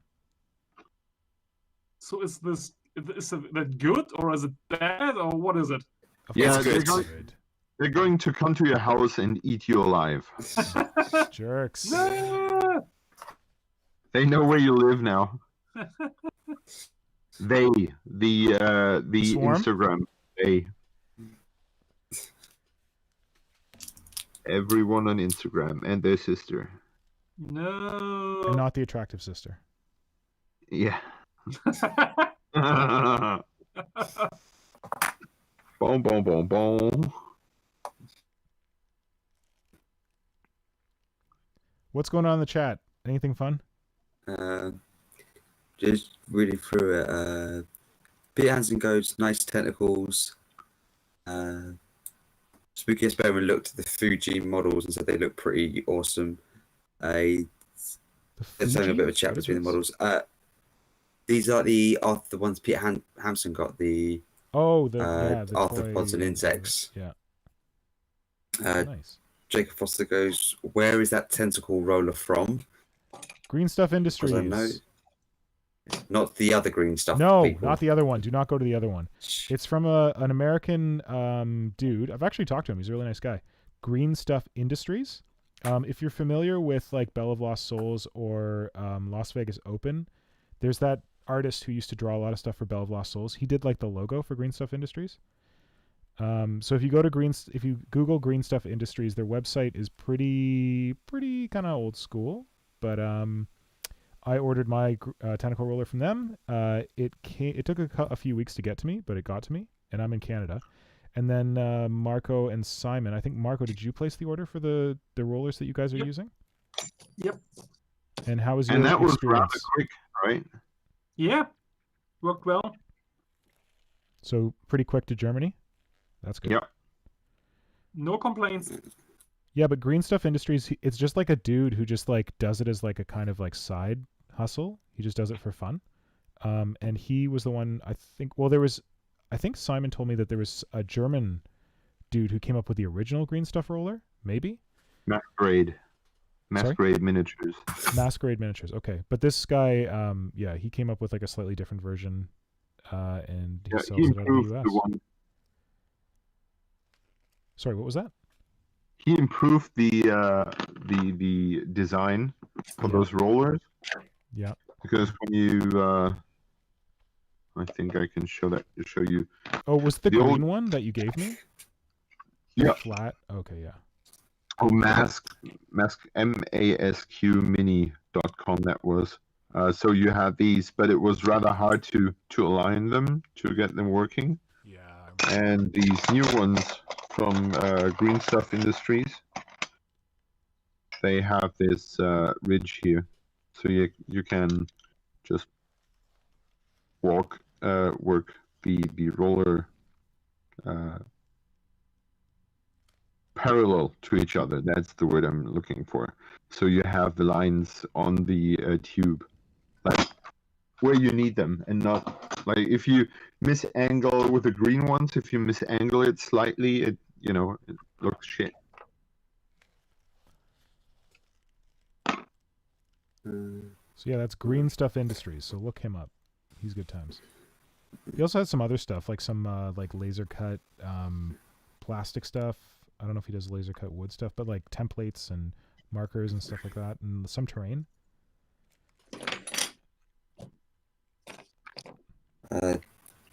Peter goes, he's also posted another sketch on Instagram.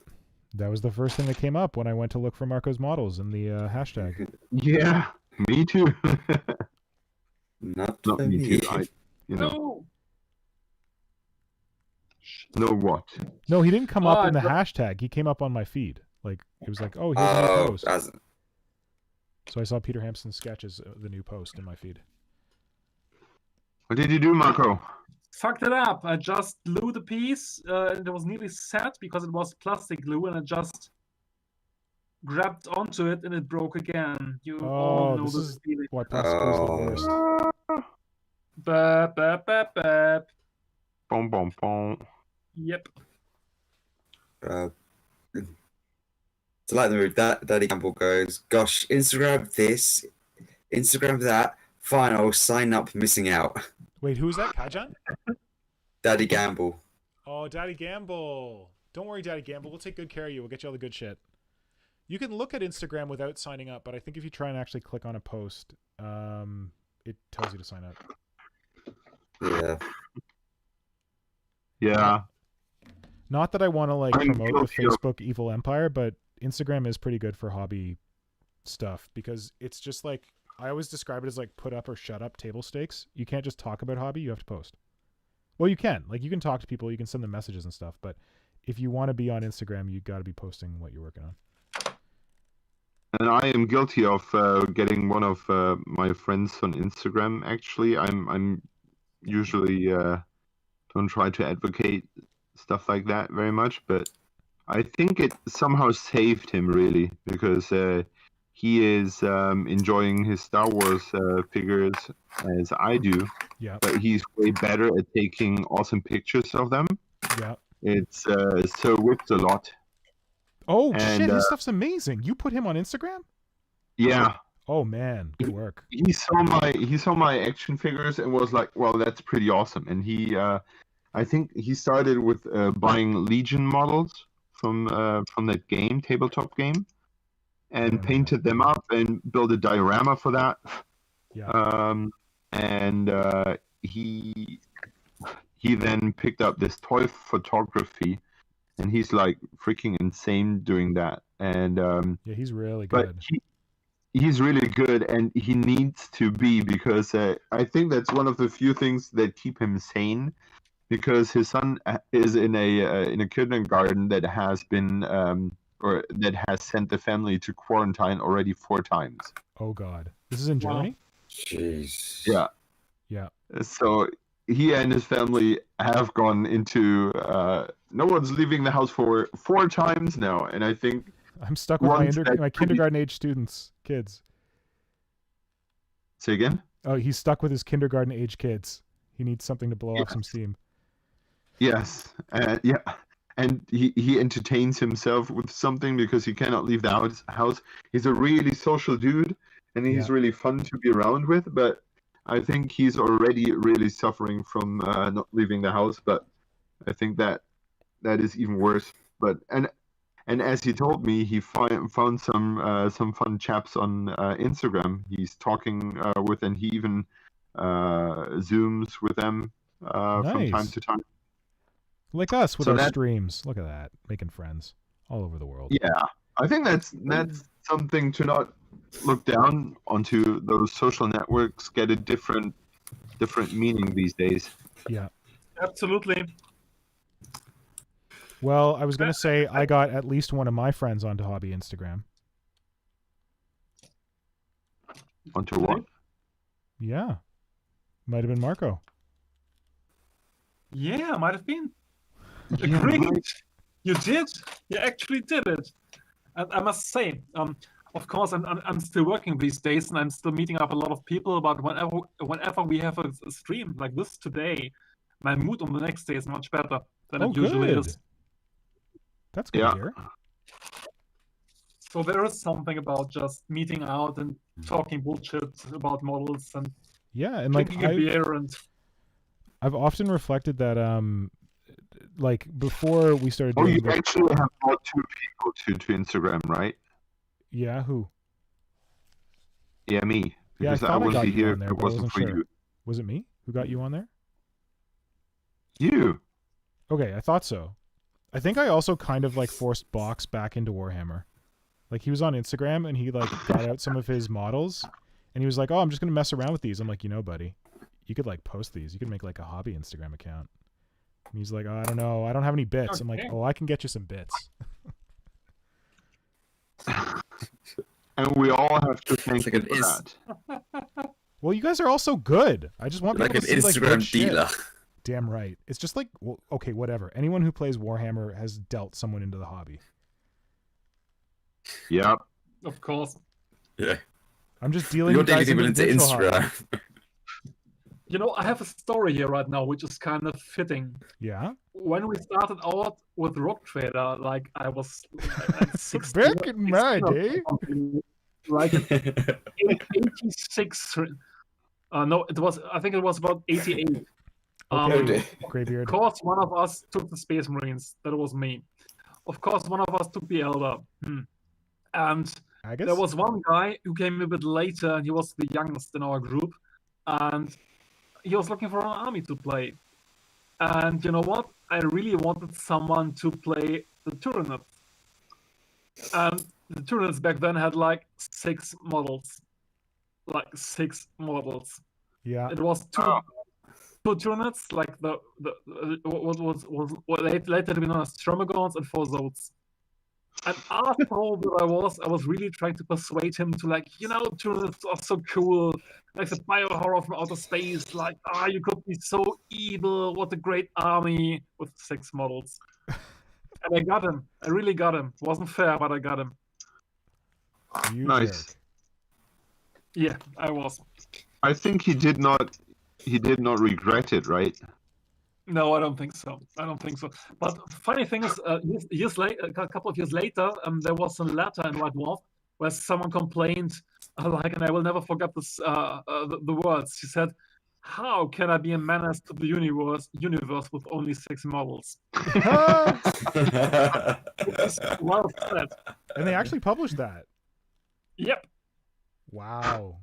That takes gusto. Yeah, Games Workshop used to be different. Very Yeah. much so.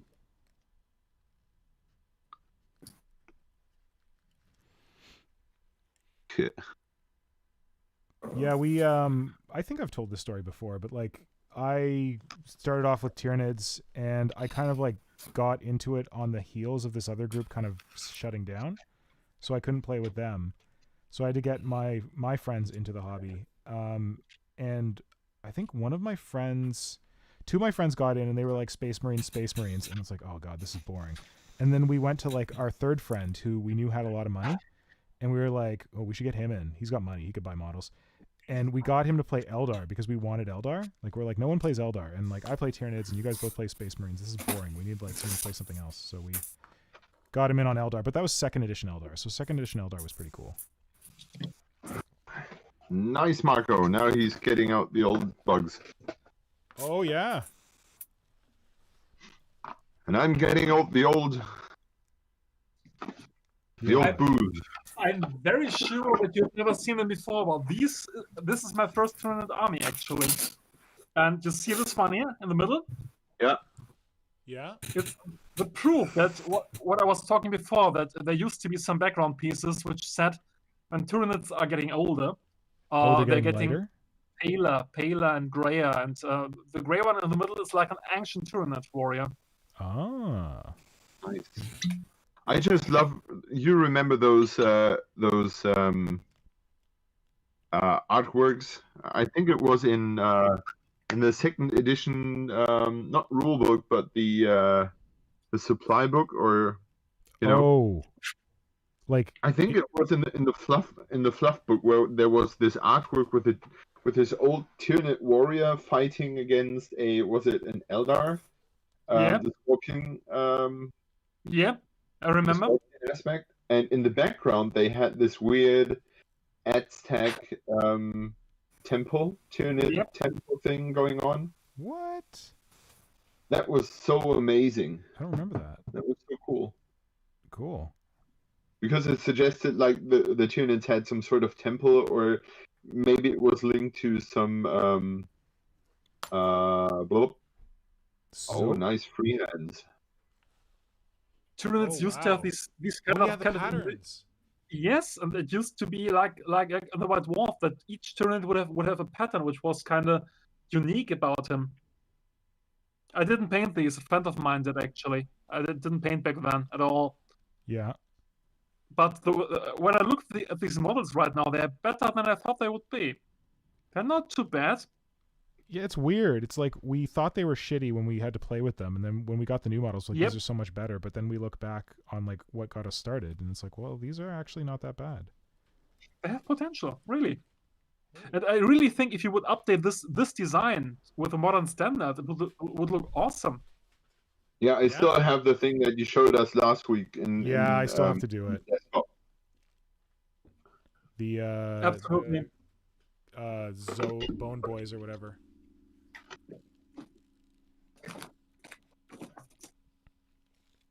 Buckeye says it was the Codex Imperialis where the Tyranid warriors were beating up a striking scorpion. Okay. Yeah, that's it. Exactly, yeah. That was so cool. All right, Nora just got home. She wants to say hi. Hi, everyone. It's Nora the Norn Queen. Do you want something to eat or not? What? Are you talking to her? No. What do you mean? Do you want? Simon said, "Do you want something to eat or not?" No, it was just. It sounded like she was asking you that. Something to eat. What are you cooking? I don't know. I'm not cooking anything. I'm cooking Tyranids. Hello, Nora. Simon says hi. Hey, Hydra. Oh, she cannot Hi, hear us. Nora. How are you? Well, I have these shitty headphones that I think only one of them works. So, Sure. okay, here she is, taking over. I'm gonna go back to sculpting. You guys have a great conversation. Hello. Hi-ho. Hello. Who's moderating today? It's Flynn. Oh, Flynn. Hi, Flynn. Yes. Hello. I was just heading back from work, coming to see what Mr. Pink is up to. Nice. Nora, you have a hello message from Spooky Yes Bone Man. Oh, So- hello, Spooky. Yes, Bone Man. So, does Nick like being called Nick at home, or is it Mr. Pink all the time? I mean, I guess everyone calls him Nick. Everyone knows him as Nick, so. Woo! I am glad about that. What a relief. Wait, is that Marco? Yes, Yep. that's Marco. Hi. Oh, everyone's here. Oh, I didn't realize you guys were partying with, like, everybody during the Friday session. Yeah. We've been really hanging out, actually. That's really Yeah. nice. Guys, that's really lovely. Thank you Yes, for making the yes. time to do this. Doesn't sound It too really bad. is nice. No, it's We not meant to are be. like, Nick says it's it's our Friday patronizing night to tea say party. that, but I actually think it's a very awesome thing. We were that just you're talking doing. about how it's like good for people's mental health. and I feel like Absolutely. This is Yeah. what taking care of your mental health looks like. So I applaud all of you. Oh, thank you. ah. Thank you so much. Hi, Tom. Actually, even my wife, who isn't too fond of the hobby at all, is thinking that this is a positive thing we're doing here right now.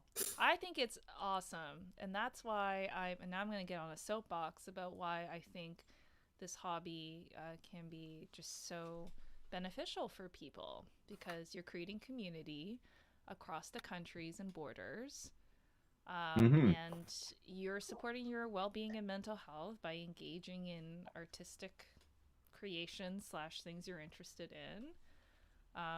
I think it's awesome. Thank you. Amen, sister. I think you guys are taking care of yourselves, so I don't know, your family should be grateful. Well said. Well said. Yeah, no, Word. I'm always very encouraging. I'm like, yes, go be with your internet friends. Go feel connected and not isolated in this world, because Lord knows that we need more connection and community. Absolutely. Absolutely. Nice. Yeah, Good that's vibe. that's my soapbox. Yeah. But maybe it's because I'm also I'm a social worker by training, and so I'm attuned to these sorts of things and how important they You are? Really? I am. I know, Marco, you are too. Funny. I didn't Sorry, know was I that. supposed to say that online? Uh-oh. Of course, you no problem for me at all. Quite the Oh, opposite, okay. actually. I'm proud of my profession. Yeah, Funny. me too. Hashtag go social workers. Good one. So, what do you do? I'm a program manager at a children. Don't. Oh, I shouldn't reveal too much Yeah, about my it's a bit too much. identity. Nope. Okay, no problem. I'm going to Speak I'm gonna vaguely. pause. I'll speak vaguely. I'm a program manager at in a healthcare setting. Okay. And My what funny is story- your vague job description, Marco? I don't need to be fake. Fat cat ruler. Fat cat ruler. Okay. Exactly. Been lucky enough to found a non-profit company which cares for the homeless and the mentally ill. So I'm a company director these days, not really working with cases anymore. And my what's your client population? well, it's two kinds these days. It's homeless and mentally ill people. And what kinds of and then there's a lot of intersections between those who are experiencing homelessness and Exactly. having mental health challenges for sure, and I think schizophrenia, severe depression, anxiety. Yeah, all of this stuff. And the funny thing is, the German system is quite well stocked with money and with support from the government. And we've just had a couple of psychologists from the US coming over who are just employed, and they were like totally blown over how the possibilities here are and how much money there is for doing good things and how well the conditions are. And I can only imagine how bad they must be in the US. Yeah, I think bad might be an understatement. That's another kind of conversation there, but it's not amazing in Canada either. I think some places are better than others, but Okay.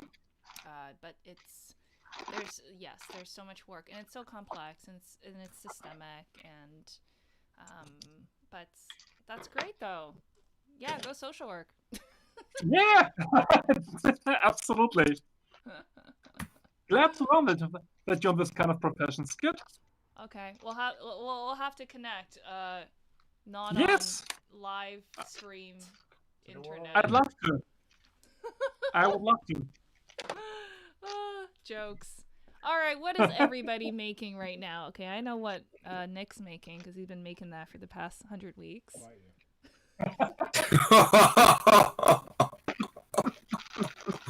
Shots fired. I think 101 now. No shots. It's just facts. It's not shots when it's facts.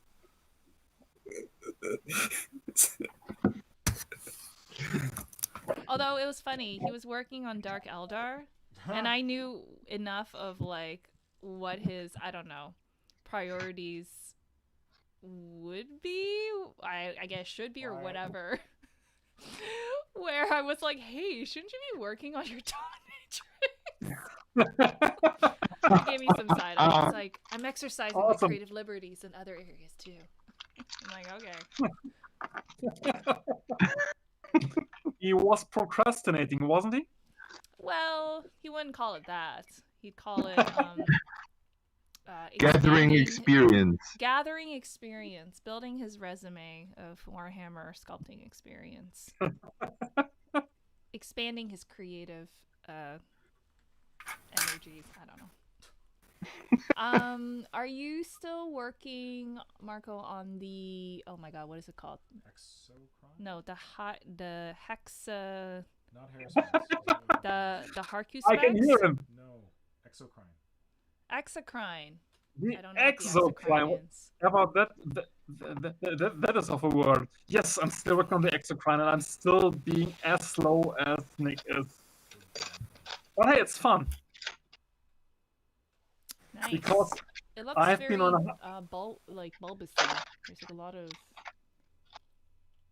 that a Yeah, it has a shell? serious skin condition. Yeah. It says it's got a a big- scrotum. Oh god, he has to get that checked.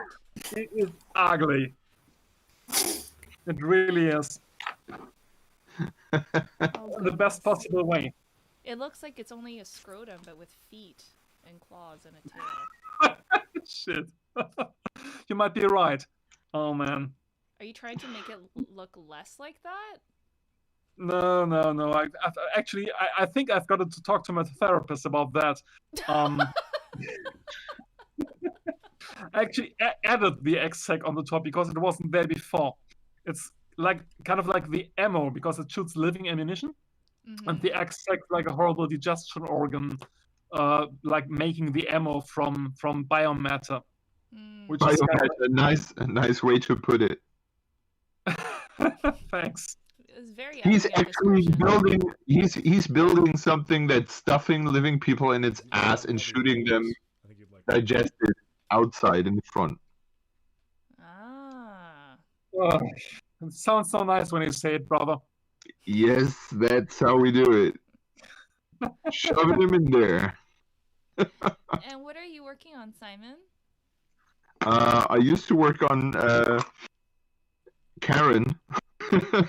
Karen? who's Who's Karen? Karen, who's trying to speak to the manager. Uh-oh. Does she have And, frosted highlights? Chunky highlights? Probably, yeah. I don't know what her issue is, but she's angry. But we haven't figured out what that is yet. But Uh-oh. it will come to light eventually. But yeah, I sculpted some. Well, the idea is that those two lovely gentlemen here with us in the chat and it's not Flynn. He's a lovely gentleman because he just is from England. The other two gave me this shit ass fugly model to somehow get to work, and it's close to impossible. But I'm doing my very best to make this thing work. And yeah, sometimes you have to post things upside down to make them work, and that's what I did. And now I have run in so many troubles that I am really slow, really slow in my progress. And currently I'm just building something else to get some quick positive experience.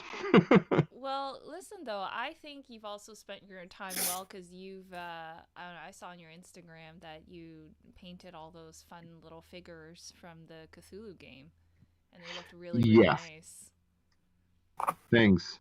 Yeah, they are really they were great fun, especially since they were painted in like no time, and because they're really quick and dirty and Yeah. shot from a good angle, they look really good. They still But look then they really don't. good. Cheetah! Yeah. Cheetah! I think Nick was like, I think Simon did those really quickly, and I'm like, can't tell. The skin, Yeah, that's the the bonus. skin tones came out great. The what? The skin tones, Yeah, the That's skin thanks. tone is very nice and nuanced. amazing. Yeah. It's I think those skin tones are not actually just well taken pictured, being Mhm. pictured. They actually work on the model even better because Okay. those models have so much texture. Mhm. You don't, if you want to paint it in a traditional way, you would go nuts. But if you just pour different washes over that and don't paint it in the traditional way, just start very bright and add washes after washes in different areas Okay. to tone those. That's what I did. What I basically do with all of them. Simon, do you use contrast paint? No, I don't. Did you ever try it? When I run out of a certain sepia tone, I went to buy a sepia tone as contrast paint, Yeah. but they cover too much. What I like is I basically use different washes and regular colors, Yeah. and just pour the Lamia medium or regular acrylic medium in there to thin them down and make them really, the opposite of covering or opaque. Yeah. Have them really shine through. And therefore I don't have to paint any details. I just cover everything in that wash. You best would probably describe it as using filters all the time. Of course. Yeah. And do you Yeah, use and that makes airbrush or just different brushes to do your washes? Well, it depends. Let me just fetch one.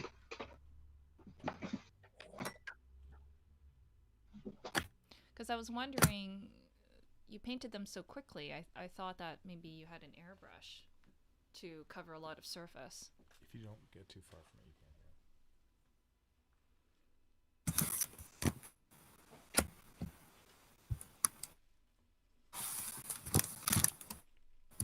This is the one I'm currently working on. Nice. And I think best described is on those on the Birdmans, because you can see that pretty good on the wings here. They were all the whole area was as bright as this, and I just had some darker ink run down in the creases and Okay. shadow it like naturally. And there are different blue tones on the skin tone, which was basically just a blue blackish wash I applied. Yeah. Well, when you look at it in person, there's not so much difference, but between the different tones, but the trick is to apply wash, then dry brush some paint on it again, Yeah. and sometimes just paint in certain areas just a bit of fresh paint, and blend another color over it. But if you look at all those little crinkles, if you would paint them each separately by hand, you would go nuts. Yeah, totally. Nice. So it's layers and being methodical with your technique. Yeah. And just knowing what colors you want to layer on top of each other. No, it's So basically Nora's gotta paint experimenting. some Sylvaneth soon, so she's better be taking notes. I am. Yes, the Sylvaneth. Bit neglected right now. Yeah, the problem with my technique is that I would not be able to paint the same miniature twice after a pause, because I would never get the same colors again. Of course. Right. Makes sense. Do you know what would be awesome? What? To have this kind of conversation live again, like face to face. Why? Of course, but why? Well, I like your ugly face. Sorry about that. Oh, so sentimental. Yeah. And I'm not ashamed. Look at us. Suddenly a woman appears and we all go sentimental. Well, it would be nice to see all of your faces. Absolutely. That's right. One day. I think so. I really think so. Our politicians are promising us that it's only weeks. And when you say weeks, you mean months? You mean months and months and months? In years. Years? Well, yeah. Decades. How is the vaccination? How is the vaccination situation actually? Is any one of you having a vaccination soon, or is it still far away? Teachers, who needs vaccinated teachers? Yeah, what's the situation with teachers and vaccinations in Germany? Like, are you getting prioritized? If you are in elementary school, or if you are in a school that's dealing with I don't know the right term, kids with special needs. Yeah, that's what we say in Canada as well. Okay. They have been prioritized because they cannot keep up the hygiene status as high, because in most of the schools the FFP2 mask is mandatory. Right. But in the with the little kids you cannot do that, or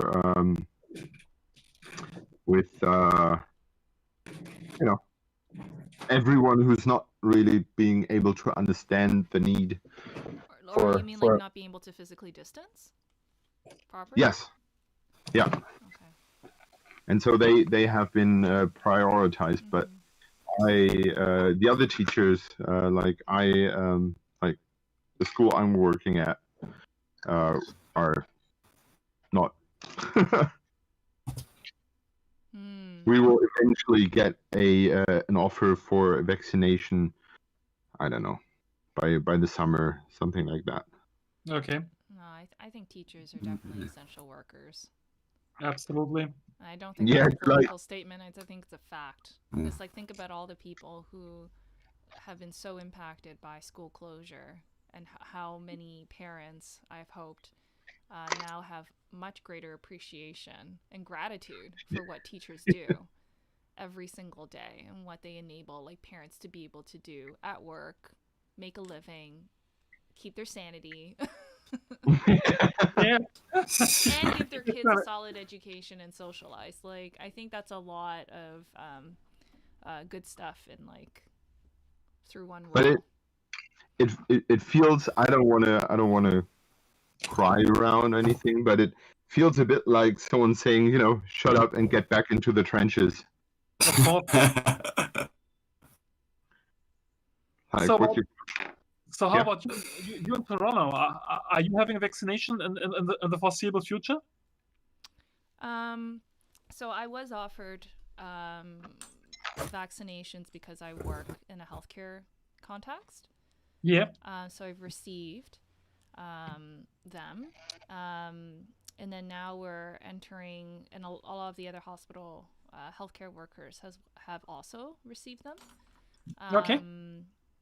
We vaccinated all of, I can only speak for the province we're in, but long-term care workers, residents. I think the number of incidents of COVID in long-term care congregate settings is like Okay. non-existent at this point because We had everyone's one death. only For the one first death. in, like, Yeah. a long time. So it's Okay. definitely effective.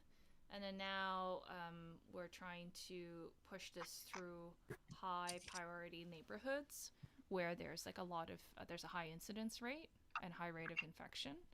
Of course. Teachers are in the priority list, and then folks obviously over 80, over 70 now, and then now it's like over 55. But not fast enough. Not vaccinating fast enough. Yeah, of course. Same here. Yeah. Do you have a discussion about AstraZeneca and the other products? Like is your public debating if there's something to prioritize, like to take before the others? So right now, they are not disclosing what facility is using which vaccination because people are vaccine shopping. Interesting. And the messaging is you should take the first vaccine you are given. Okay. And I think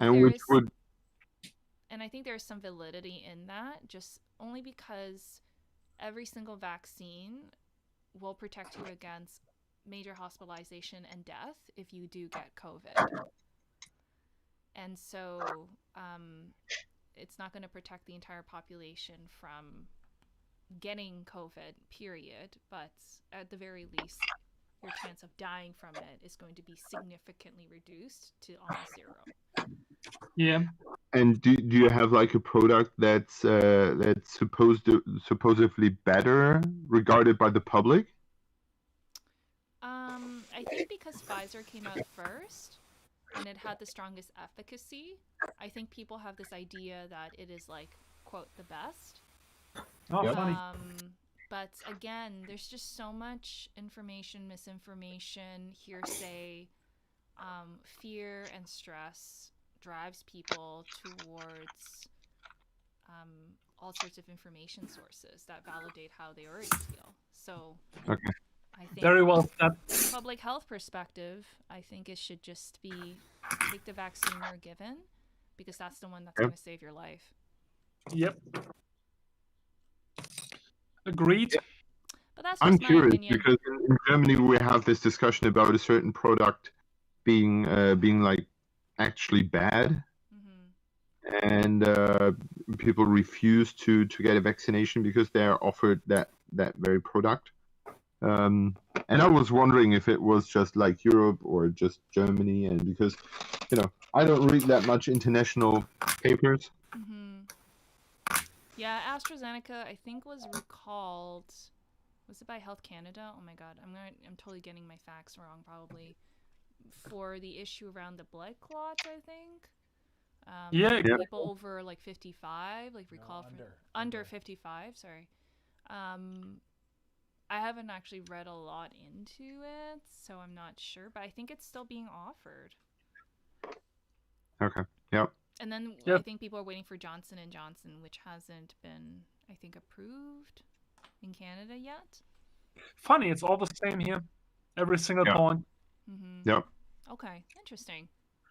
Because I was wondering if that was just a very clever witch hunt from Pfizer and AstraZeneca, because you would have assumed that the second available vaccine would like skyrocket as the first would have. Right. And they are like pouring shit over that very vaccination. And you mean AstraZeneca? I was wondering. Yeah. I think also AstraZeneca has done a horrific job of the way they've handled their mishaps, even if they weren't like super statistically significant types of mishaps. Like they didn't do enough. Like the media blew it up, and then I don't think they did enough to kind of say actually like contextualize what the situation was. I think things were blown out of proportion, and I think AstraZeneca probably is still a very effective vaccine against COVID-19 and you dying from it. Yep. But I'm not an epidemiologist, so again, that's just my opinion, so don't take my word for it. If you're offered a vaccine, just take it. It all sounds very sensible. So, but yeah, it's we're like in a Nick, do they know which province you're in? No, I don't think so. All right, I'm not going to disclose them. But anyways, have you... Well, yeah, they know I'm in Toronto. They do? Yeah. Okay, all right. I just we're want in to the make sure. shitty province. Just trying to make sure how vague I need to be. Okay, so we're in a state of emergency. We're in the third wave. So I'm curious. Okay, so I'm just curious to know in Germany, like, what the situation is. Are you guys in a state of emergency? Is there another wave? Like, or is everything shut down? We are in the funny situation that our government decided not to decide anything. Pretty much. It sounds like our government, like, a few days ago. Thing is, we have a really big election here, and they really fucked up the whole vaccination thing, and everyone is just afraid of losing the vote, so nobody's doing anything right now. Yeah. Which is the last thing. The last thing you should do in an emergency. I mean, you should do something, but you never should do nothing. Yeah, let's just stand still and wait until it's over. Exactly. The train doesn't drive around me. That's too bad. Yep. Flynn, you're from the UK? Yeah. What's the situation there for you? I've heard that the UK's done quite well with vaccinating its public. Yeah, so the vaccination is basically, in my opinion, the only thing that's gone well with the whole thing. Because that's better than most of us. So we're still in our third lockdown, and we're coming out of it slowly. With basically every time they've done a lockdown, they've taken us out too early. I've been working throughout it because I'm classed as a key worker because I work in a bank. Okay. And it's basically you just get to the point of it's just getting repetitive with everything. But on Monday, it's going to be that non-essential shops and like pubs and restaurants, if they've got outdoor seating, they can open, but you can only be outside. So finally, you can go to the pub again. Is this the first time in how long though? So they did open the pubs about October, November, but then in London it all got shut down in December. So so it's been shut down for quite some time. Yeah, and they had restrictions on everything in the pubs in the after the second lockdown. It was it was just everyone came back. We came out of the first lockdown too early, then for us into the second one. People gave up with following the restrictions and everything because they were like, who cares? No one's actually monitoring it. Yeah. So have you been working from home? No, I've actually been having to travel in every day because I actually work in a physical branch location. Wow. They're not like making you go online banking, like everything online, I guess? Oh, I guess banking is still an essential service. Yeah, because you've got people wanting to pay money in. Some people need to open accounts because in the UK, the government did a bounce back loan scheme for businesses that aren't able to trade and everything, but they have to go to their bank to get the loan, but they need to have a bank account first to be able to do it. And so there's been a lot of fraud happening around these businesses of people claiming it when their business actually hasn't been trading and loads of other things. Oh, sounds like lots of fun.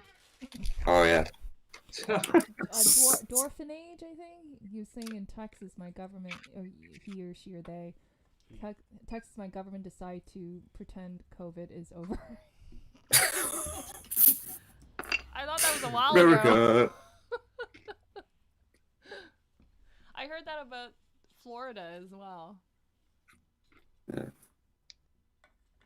Yeah. And how's the reception on AstraZeneca in England? To be honest, I think people I work with, they don't give two hoots. Like, everyone's just going like, we just rather get the vaccine stuff done so we can go back to doing stuff, because we've had someone I know, he hasn't been able to go to work. He's been shielding, so he was shielding from the first lockdown, was able to come back to work for 2 weeks, then had to go back off until just last week. He was able to come back to work, and he's just like, it's only because the vaccines are getting out. And so everyone's just like, I don't care what it does. If it gives me more protection than the risk of getting a blood clot, I would rather just take it and get out of it. But people in my age group, no one's had the vaccines yet that I know of.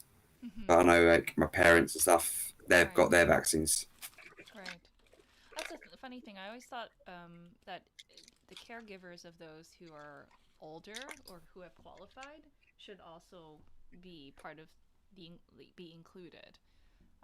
Like if you live in the same residence as somebody who's like older, like over 70 or whatever, and you care for them, I think you should be vaccinated. It just seems so silly to not do that. But yeah, that's just my opinion. I wanted to I don't think you've already brought up royals as a topic ever before on this stream, but I heard Prince Philip died today in the morning, and I was curious to know, like, for the common UK citizen, what the impact is. Because I really have no idea. Basically, for a lot of people, it's a lot of people have viewed the royal family with different things, and for me, it's like I see the royal family. It's like the whole bit of they're established and everything, and it's sad for the family and everything, because while yes, Prince Philip has said many things in the past that many people should not agree with.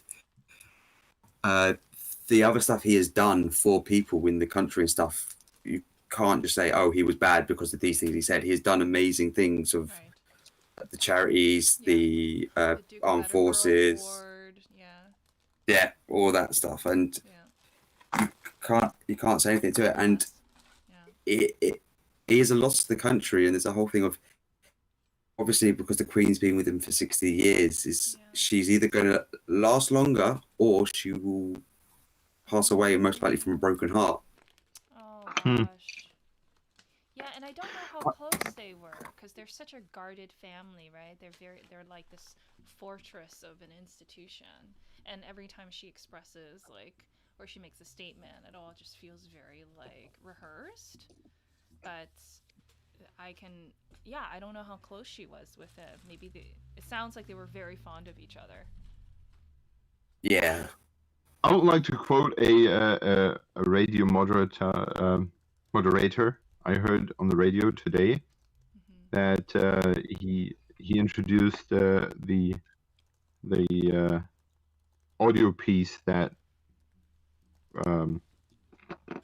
was about Prince Philip, by saying that if it wasn't for the show The Crown, he would have probably never understood the meaning of that person. And I would have to agree with him, because to me, before I saw that show, it was just a royal figure, and now it feels like he was of a character that you actually can relate to or can understand, or you know. Yeah, Nick was saying the same thing. He's like, Prince Philip is like a really interesting / likable guy. Well, I wouldn't say he's likable. I don't know anything about him, but I watched The Crown and he seemed interesting. Oh, okay. Well, there you have it. He seemed interesting. He had a personality. I was listening to Reddit today that they said that he had a very a certain kind of sense of humor that could be taken as a bit offensive. that he'd make these gaffes or something like that, but he was just trying to like make people laugh when they were meeting the queen. I don't know. There's a lot of that. One of them he's done with someone like they were doing the Duke of Edinburgh, and normally like, you either go hiking, you go cycling, or like you go canoeing. And they did one of the Scottish lakes. Why did you go to one of the locks? It's much easier down a river. You just glide down with it. And the face reaction to them were a bit like, am I meant to laugh? Am I not meant to laugh? But he just meant it as a joke to break the ice, Yeah, break the ice. not to insult them at being like. Well, it's funny because probably like from his perspective, his vantage point, he's a guy with a certain title and everything. Well, it sounded like he didn't. I don't know. Is this true to say he didn't take himself too seriously? That's the bit is behind closed doors. We don't know anything what they're like, That's but all you know exactly is the fault. in front of the whole bit of I'm a member of the royal family. I have to uphold everything with it. Like, my wife is the leader of so many different countries by merit or by democracy or whatever it is anymore. But I think it's going to be interesting to see how the whole thing develops from here on, because until now the whole institution has been unchanged for such a long time. Right. And now you see that it's starting to crumble, and it will be interesting to see what follows afterwards. Public sort of questioning the rationale for its continued existence or something of that sort. the main one is the money that the royals have. They bring in so much money in tourism, but they actually bring in more money by the land they own, because this is what I've read. they get an allowance from the British government to pay their salaries, their transport, and to maintain the royal residences and do the renovation works. And they back when King George the Fourth or the Fifth was the king, he made a deal with the government he would lend them the land, they can get the revenue off this land, but pay him a salary as king, and it would continue on down the line. So the British government gets about 2 million or 2 billion pound, 200 million or 200 billion in revenue, and they pay the royals about 40 million, and it all works out that the government gets a little bit more from the royal family, but the amount of tax. Are profiting from the royal family. You're saying? Yeah. We profit from the royal family just by the matter of fact having them in there. If we go and become a republic like the States, we lose that money. That deal will end, and the money goes back to the royal family. I don't get how the government, the British government, profits from the royal family. I feel like I'm having a hard time wrapping my mind around that financial model there. It's to do with the land and the rights to it, and I don't know all of it, but it's just like, because they have the land, they can rent it out to places. They collect the rent and the taxes due on it and everything else. From private businesses, and then the government takes that back, almost kind of like a tax. Yeah, the government takes it, and then they pay the royal family their salary and everything, and they keep everything else. Interesting. Okay, that makes more sense. And I think what is not to be underestimated, what it's hard to be valued in money, but you always have a face that you can relate to. This is just speaking me from the outside. I have no idea if that is true, but that's how I feel about the Catholic Church. You always have the Pope. You can like him or not, but you have a name and you have a face. You can either like or throw the dirt at. If you have just an unknown person ruling like the Protestant Church in Germany, there's no public face to that. So when you're angry at something, or You don't have. At them. Yeah. And on the Find other them on side, it Google gives. to find their name. And yeah, and on the other side, it gives identity if you have a face you can relate to. Yeah, my 2 cents. Very interesting. I think Tom's got some comments. I don't know, Flynn, if you saw. I'm assuming Tom's also from the UK? Yeah.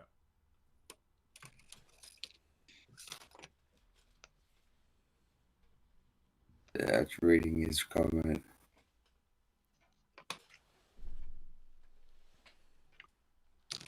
I can see your argument, Tom, but I don't think this is the right place to have that thing about royalist Republican sort of debate here right now.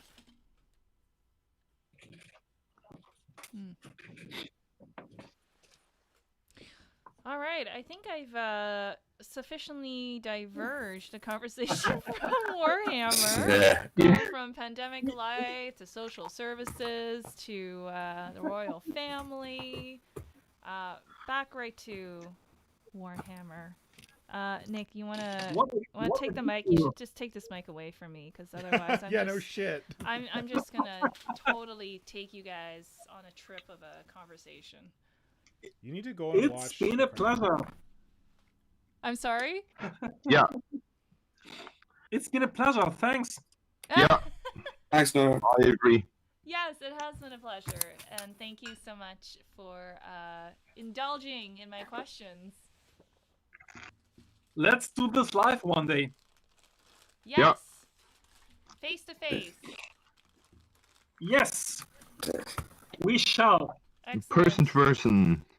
And I think Nick, people were commenting on the cool things that you're showing on the table, so I'll let you. It's kind of fun to show them without hearing what the hell anyone's saying. Yeah, this is Tom true. commented in the chat. I can see that. I know. No, some people are still engaging with what's happening on your screen and not in the royal family talk.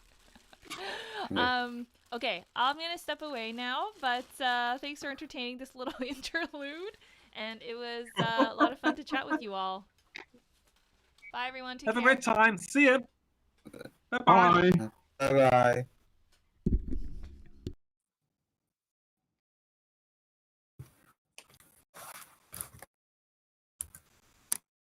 Okay, let's get back to the level and talk about tits and ass, or what? Simon said, "Let's get back to the level and talk about tits and ass," or what? Sorry, I muted myself because we were sorting dinner things.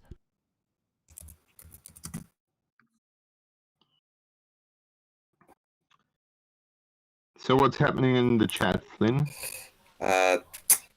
It's basically Talking a little royal bit shit. about Prince Philip, Rush stuff, yeah, which I was going to skip over. But there's other bits on Wilson said about Yeah. there was a point where we could go to the pub in the UK and have a drink, but only if you had a substantial meal. Now, the bit the UK government didn't do was actually classify what a substantial meal was. So, if you guys, have you heard of what a Scotch egg is? I've in been the to UK? Scotland. I've eaten them. They're delicious. No. Yeah. Oh, you can get them in What like is it? So basically, M&S or whatever, can't you? yeah. Basically, it's a hard-boiled egg wrapped in sausage meat, deep fried, and then cooked off. Basically, they class a Scotch egg as a substantial meal. Just Boiled one egg. of them, not two or anything else, just one. Okay. So we just So Great Britain was running short on eggs for a while. is that we want to go to the pub. We will find the loophole to go to the pub. Yeah. Sounds like the public understood the graveness of the whole situation. Oh, the worst bit I think is actually they did a whole eat out to help out just after the coronavirus, after the first lockdown, to Oh help my God, restaurants you handed get this. It was a back. mistake. Yeah, it was as soon as it ended, there was a spike in number of cases. Surprise. I don't know why there's a spike. I don't know. And then, yeah. Jesus. Yeah, they did that. I think I talked about this on the stream before, but they did that in Japan. They're like, "Oh, our hotels and our restaurants are hurting. Let's have a huge marketing campaign where we drive people to eat out and go to hotels and travel all over Japan." And then there was a spike, and they were like, "What the hell could have caused this spike? Must be the foreigners." Yeah. Awesome. As always. All right, so I was trolling you all with this stuff while Nora was talking British stuff. So this is a guy on Instagram. He's called Paul Smallus, but the bad news is that he was making these large-scale Battlefleet Gothic ships, and Games Workshop got wind of it, and they asked him to stop because these were like he 3D designed them and then he cast them in resin. And they were pretty much close to what the original Battlefleet Gothic ships were. Okay. But fortunately, I saw these, and I'm like, wow, these are really fucking cool. I kind of want to get some of these. So I luckily got my order in before he got shut down. Okay. So you can't get them anymore. But... Like Tyranid chips? Sorry? Tyranid chips or what? Are you not watching my video? Oh, sorry. No. I was on Discord. Let me switch to YouTube. And I can see it again. Okay, so you missed all the fun. Yeah. Oh, Me so too. I wasn't trolling you guys at all. Okay, I see the Elder. Nice. Always like the As design. Nora a lot. was talking, well, here's the scale of the largest one. This guy, this is the Aurora frigate. There's his own throat. And there's the frigate. Nice. Jesus, I still see you sculpting. What? Something's wrong with my internet. Yeah, you have to advance it. I think, can you move the little hell. bar over? Yeah. Oh, no, I understand. Oh, there you go. So I thought Marco would be into this because he's, an old man like me. Wow. Yeah. But yeah, this is the largest one, but it's pretty large. Whoa! It's huge. Yep. Holy crap! Yeah, it wasn't cheap. Let's be clear. I can imagine. But I It looks so don't fresh. expect that Games Workshop or Forge World are ever going to do this, so No, get in while the going's good. it's gigantic. It's huge, yeah. Wow. Is it 40K 40K No. scale? No, because it's like if you look at the side here, hold on a sec. Like these are like habitation domes. Oh, okay. Yeah, So of it's course. massive. Okay. Like it's massive. But It's is got- it meant to be the same scale as Battlefield Gothic back No, then? no, it's upscaled.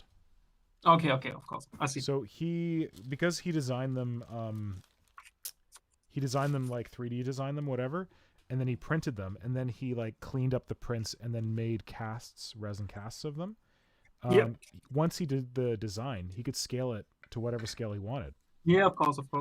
So yeah, so if you go on his Instagram, he has like he's printed them at a number of different scales, and he's got some. He also did Imperial ships, and he's got them like printed like crazy scale, like giant, and then he's printed some like slightly smaller. So these are, I think they're all the same scale. I'm not sure actually, but it says the scale is 1 to 10,000. Yeah, okay, so these ones are all 1 to 10,000. I don't know what the actual Battlefleet Gothic scale is. Okay. Because like 40K is 1 to 28, isn't it? No. Roughly, yeah. No, or it's 28 mil. I don't know if that 28 mil, but it's the one thing it's scale. It's always weird. I worked it out when I did the Catachan Devil. I think it's like 1 to 60 or something like that. Okay. Okay.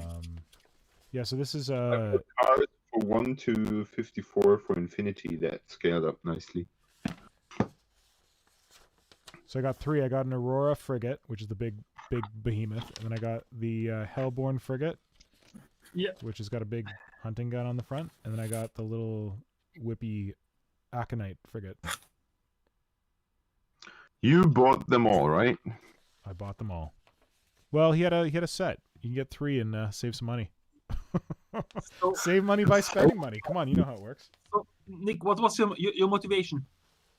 Honestly, I just love Eldar stuff. I think it's beautiful, and I don't know that I have a motivation other than they were really cool models, and I didn't think they were going to be. You know what my motivation was, Marco? My motivation was Armorcast. Okay. These things are around, and they're only going to be around for so long, and I thought they were cool, and it was expensive, but not that expensive, and yeah. I just think they're really beautiful. Like, I really like the classic design for the Eldar BFG. Funny thing, actually, just today I was thinking about buying a Revenant Titan because I mean I have no need for it, I have no use for it, but it's just such a beautiful model that I always wanted to have one. Yeah. Yeah, I can understand. Same reason, I think. Yeah, I'd say so. Well, guys, I used the break to announce that I'm going to bed because I'm fucking tired. That's okay. I should probably get going soon too. No, it's not okay. One second, Simon. Your quote always was, "Sleep is for the weak." For the week, yes. Yeah, and then he had children, and now he's weak. Yeah, that was before children. Yeah. After children is sleep when you can get it. Nice. Sleep because you don't know when they're awake again. All good, brother. All good. Well, I'm done. I kind of finished sculpting on the arm. I'm worried I might have made it too short, but I don't know. We'll see. Well, I can say that my French ass victim is coming out beautifully. Fantastic. Glad to hear it. Good. I think French ass victim should be a term. Yeah. Well, make a hashtag. Yep. You're going to find out that hashtag already exists, and it's stuff you don't want to look at. I think they take care of that stuff on Instagram, don't they? Popularized by Slanesh. Well, actually, you know what? I tried to just look this guy up on Instagram because I was like, oh, I just wanted to like check out his thing again. And I didn't put Paul Smallest. I put Smallest Paul. And, you know, as soon as I started typing in small, I got a warning from Instagram asking me if I was trying to search small because I'm anorexic. Woo! It Wow. was weird. Yeah, like right away. Like they wouldn't show me any accounts. They're like, hey, do you need help? Are you That is weird. Yeah. Oh, wait, one thing. I don't know if you guys recognized it because I was not being able to hear when Nora was talking. But did you see that Jung is in the chat? No! Oh! Yeah. I didn't. Awesome! Yeah, I thought that was pretty exciting. I don't think he's been on the stream before. Awesome. Hey, Jun! Down under. Yeah, Jun's Awesome! actually, it's not easy to join from Australia. The time is really whacked right now. Oh, I guess it's maybe 8 a.m. there or something. I will No. always remember our time in Nottingham playing Yes. playing the campaign weekend. Yes, me too. So when he first showed up, he said it was good to hear your voices again. Oh, That's cool. So I don't exactly know. Is Xingjun? Is that the right way to pronounce it? Xingjun's from Australia, and he was on the Warp Shadow forums back in the day. And Simon and Marco were lucky enough to meet him in real life. What was that, Simon? He was Warp Shadow for a good while. Yes. it was a ton of fun. Yeah. Oh yeah, it was great times, but guys, I'm out. I just wish you a good night. All right, I need to go too. So thank you all for joining the stream. Hope you had a good Same here. time. Thank you for tolerating the talk about the royal family. We'll try not to do that Come on. again. Yeah. Come on. Hopefully you still had a good time. And yeah, thanks everyone in the chat for joining up. And we will do this again. We're going to try and keep it on Fridays from here on out so we're not bouncing around. So Hydra may or may not be able to join us next Friday based on his situation. But we will keep it Friday. I think we will try to get more 40k content next week because I think most of you come come here to talk about 40k and stuff, and we will see that we get some more of it into the stream, right? Okay, rather than royal family. Marco, just because you're working on a massive 40k ass doesn't mean you have to crawl into everybody's 40k ass. No, shit. Call talk what the fuck I like to, because I honestly, I love Tyranids, but I don't want to be pushed into a corner here. Yeah. Go to sleep now, Simon. Yeah. Good night. Good night. Thank you all. Have a good night. Sleep well. Stay safe. We'll talk to you later. Thank you for joining the stream. Sleep on a bed of steel. You Sleep on a shall. bed of steel to make you strong. Bye. See ya. See you guys.